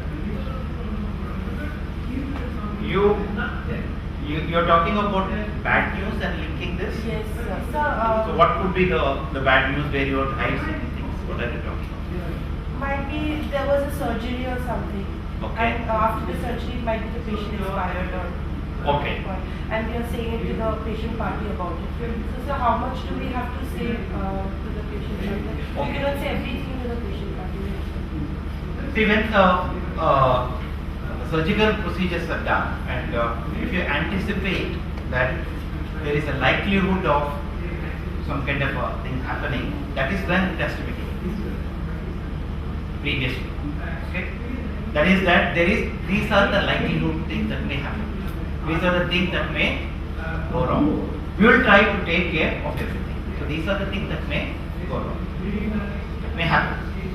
Okay. There is another thing that is said is that when you are breaking that kind of news that the patient has died, let us say, okay, you come to know of the seriousness of the patient a little early. It's not that it's going to suddenly happen. You come to know that. Okay, that is when the patient, relatives or people should be made to know that there is something serious happening. So you see the doctors rushing in, rushing out, or telling the patient that there is a deterioration, yes or no.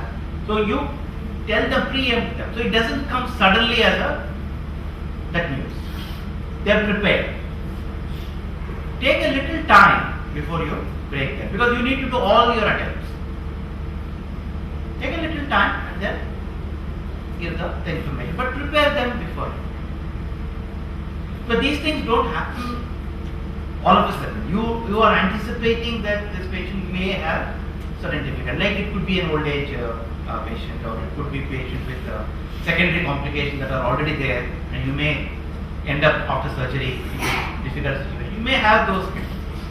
So think of preempting it before. That these are all the likely challenges we may face. But we'll try and take care of it. Yeah. Like we always say that empathizing to the patient or whatever, to see that I am there, that will be ultimate. That is what should be predominating. But then there are certain situations, like in this case of diabetes, there will be patients who will say, you tell them, you explain it to them, and you tell them that there are certain restrictions that need to be. It's a lifestyle change.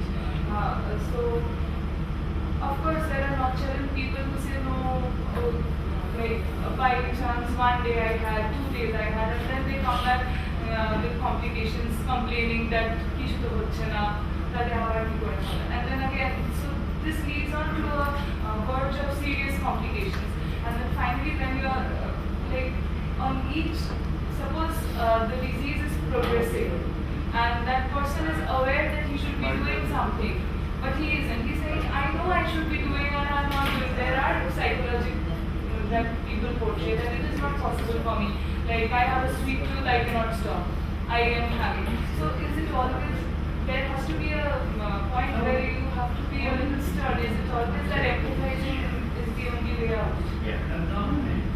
What I am talking about is that empathy is the starting point.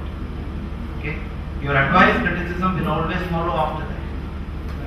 Empathy is first for them to get their emotional things level low.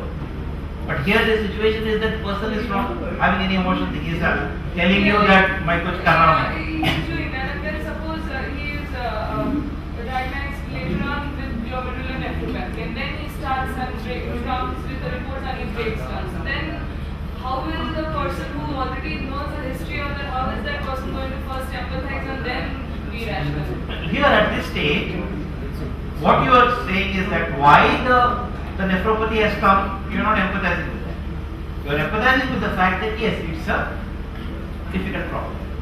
You are empathizing difficult. Okay. Now at this stage, we say that पहले मेरी बात सुनते तो नहीं होता था. Now if I say that, there I am getting into a conflict situation. What I say is that okay, now this can be. Let's see how we can address this. Yeah, let's see how we can address this. Okay, and then tell him this is why we have been telling you that this is what is going to be. Okay. Anyway, we'll work this. So we keep coming back and forth. Okay, but at that one stage, like what I was telling about to him, at some stage when he put down. You have to say that if this is what you are continuing to do, that don't. I think you may want to discontinue it. There's no point. Well, we must both cooperate. This medicine is not going to work here. You know it. I have explained to you enough. Okay. But continuous with this, nobody can really work. Okay. So you have to take some steps. Beyond this, if you continue to be like this, maybe you look elsewhere. I'm not the person. So at some stage you have to put your foot down. Not momentarily, what if they're not willing to listen to us? They can't afford to go to a better place, but they'd rather make you pay up for the treatment. They are willing to listen to what you say. Just better said, they want to include that kind of It's a. It doesn't get beaten up every other day. I know. I understand Is that. there any way we can change the situation? See, what is happening is a level of intolerance across the society, which is unmatched to what it was earlier. Okay, so it is the ills of the society that has happened. Okay, and we are bearing the brunt of that. Okay, so there is a lot that needs to be done at a different level, but this is the current society. Our part, what can be? So what I am only saying is that from your part, be transparent. Be open. Tell them what is possible, what is not possible. Be clear about it. And sometimes what happens is that in our anxiety to please the mob, we promise things which we can't deliver. And then it comes to haunt us. So don't promise things which you can't deliver. Be open, frank about it. Whatever they say, you say that we're trying our best with the limited resources, we'll try our best. But I can't promise anything. Now if you want, one of you person can come in, see what we are doing. So being frank and open is the only thing that we have in our hands. But it's the ills of the society. After reading the news about this, we devise a plan for our patient. And usually we say that the patient has the right to choose what is best for his or her health. But sir, how much can a doctor actually respect the patient's decision once he knows? This would be one of the rarest of rare instances. But if I have to take the news of a complete upper limb amputation to daily wage earner, he would say I would rather die than have this. And he would be absolutely nonchalant about that. And this is a rare instance because everyone chases, like everyone wants to be good. But if he does that, how to deal with that? I know that this is not right for him, but he doesn't want to undergo this. I'm not going to. do you have their his relatives or people who are there? If you have some of their people, you tell them that okay fine, but send some of your relatives. So what do you do? Like there is always road construction going on and people are coming from the poor states and You can ask them that who are the people you would like to keep them posted informed. Right? What I am saying is that if I am not able to get through, is there somebody whom he listens to? His relatives or friends whom I can get through. I try that. That is also not possible. I think Yeah, one statement there legally, if the person is sponsors and has a confidence, in the right state of mind to give the consent, and he is not giving the consent, you are ethically, legally not allowed to do anything on this person, even if the patient dies.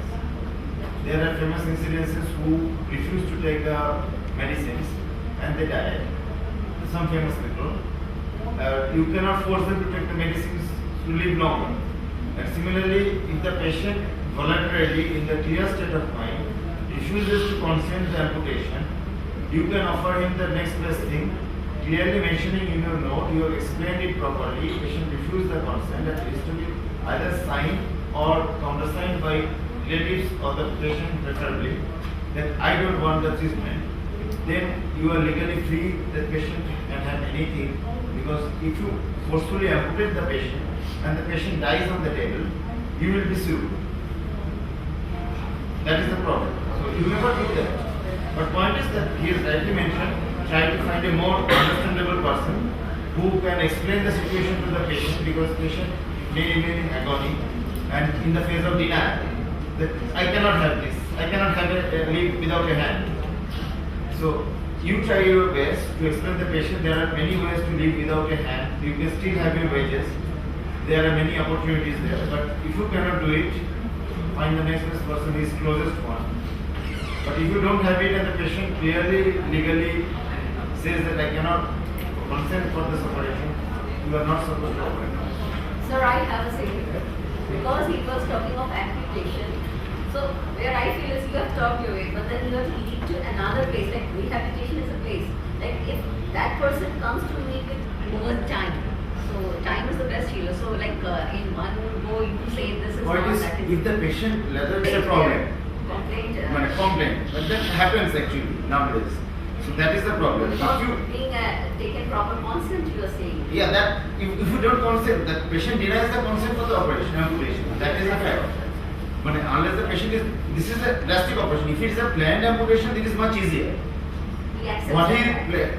told us is the drastic operation, something drastic wrong in the, it has to operate it to save the life.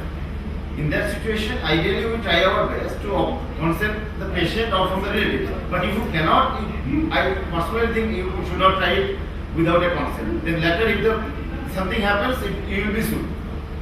That is very fact. But point is, there are another interesting situation we feel in our outpatient department, that some patient says that if you have multiple choices, it is not regarding the bad news. This is another discussion for the patient's interaction. That if the patient has multiple choices, as he mentioned, but this is a more dramatic, life-threatening situation, but maybe the less options, maybe less dramatic, but still maybe a cancer. Say for example, as we said, cancer.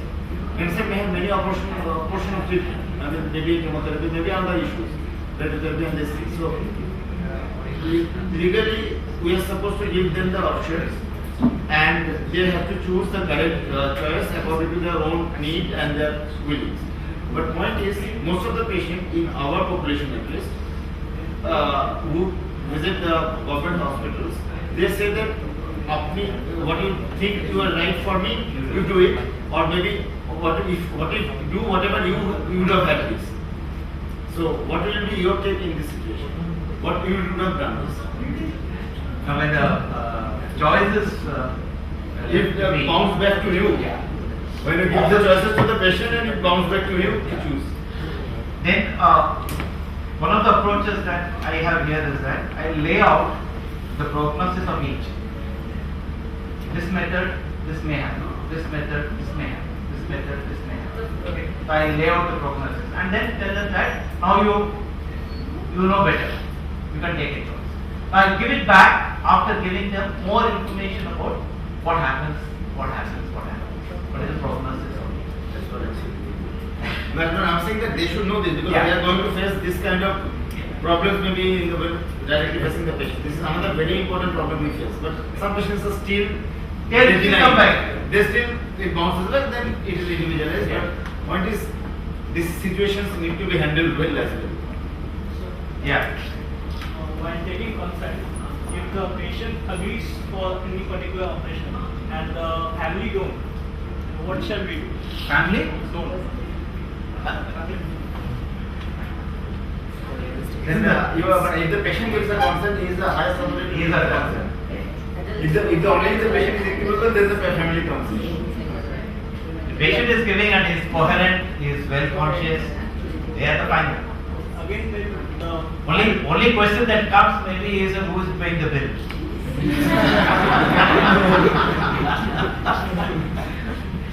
That may be the question that you have to ask. किससे पैसे ले? Sir, Yeah. so many a times patient and the patient party mistrust the doctor very much. Or I am saying that either they are mistrusted or mistakes are the part of humans. If doctors or the staffs or nurses they make a mistake and the patient pays for it, patient's life. So what would be the response? What would be the Response. the mistakes? Either they had made the mistake because it's human nature, or they are mistrusting the doctor. It's very common actually. Yeah, you're talking of two different situations. One situation is where the patient does not trust you. The second situation is where the doctor actually made a mistake. Are they two different? Yes, sir, different. Yeah. So if the doctor has made a mistake, if it is a genuine one, okay, you must look at one of the more mature attendants of the patient and tell that first. And then also tell them what are the complications, what can happen, how you are going to recover from it, what is it that you are going to do. Okay, so what is the mistake, what is the reversal of it, that you tell them. Mistrust happens because there is no open communication. Many times mistrust can start after you have revealed that you have made a mistake.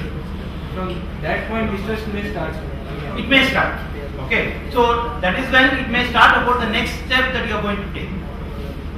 Okay, so you leave the option open that you would like to bring somebody who knows you. You would like me to talk to some doctor, I will talk. Somebody who understands this. Somebody whom you believe.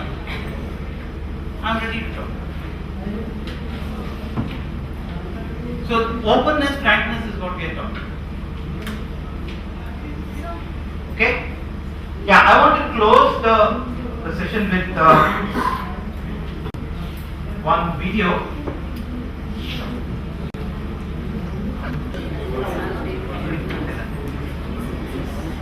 Take a look at this video.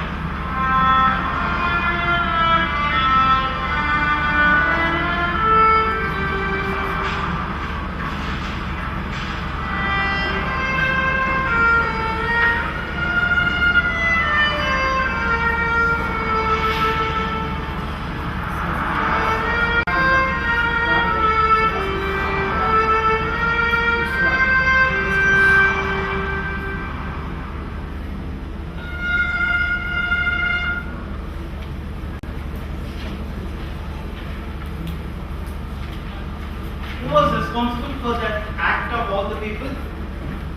Everyone came out of their cars and picked up this thing. Who was the person who made that possible?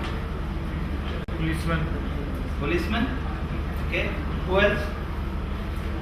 The first person who opened the car. First person Who opened the car. opened the car. Okay.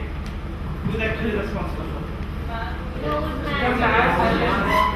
The man who left everything to say that I don't want to be a trouble to them. Just imagine if you had stopped to pick up what the people in the car would have done. They would have honked.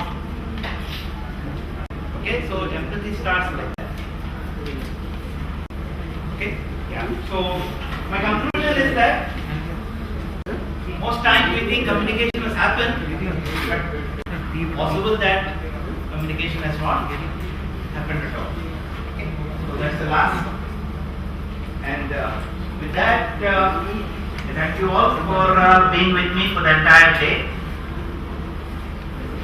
We have had enough of our question and answer sessions.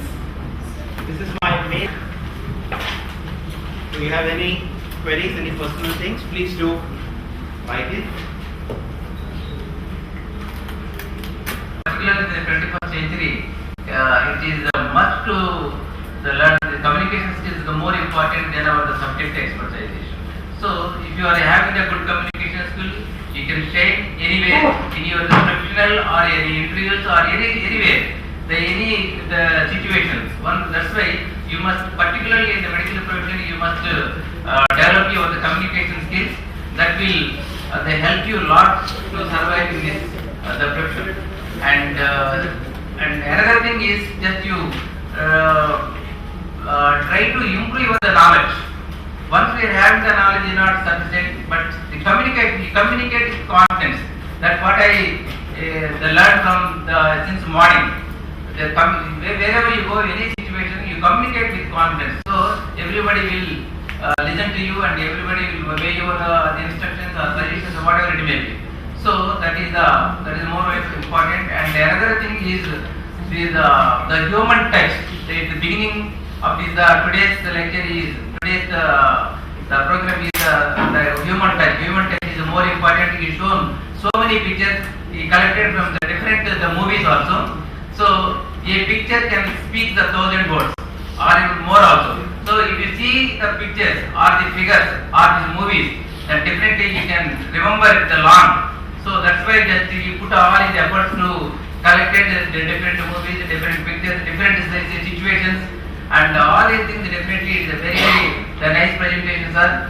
And I thanks once again the Raghavan on behalf of you and behalf of the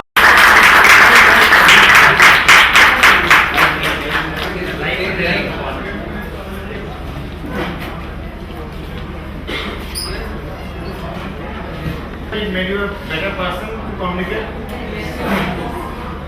And remember, communication is everything. I mean, not even the patient. Everywhere you have to communicate to your colleagues. Improve these things. That tomorrow you will face a lot of the problems in the profession. Thank you, Honorable Sinha and Dr. Raghavan and all the organizers for putting everything in the right direction. And thank you very much once and all.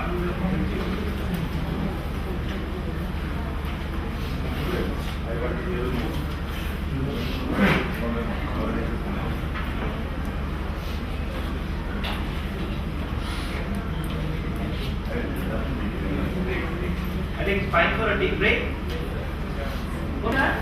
We always believe that these are very good. When sir was telling us, we felt that yes, these are the things we already know. We stayed hooked at one position. We never even thought of moving to any other seminar hall for once. Thank you.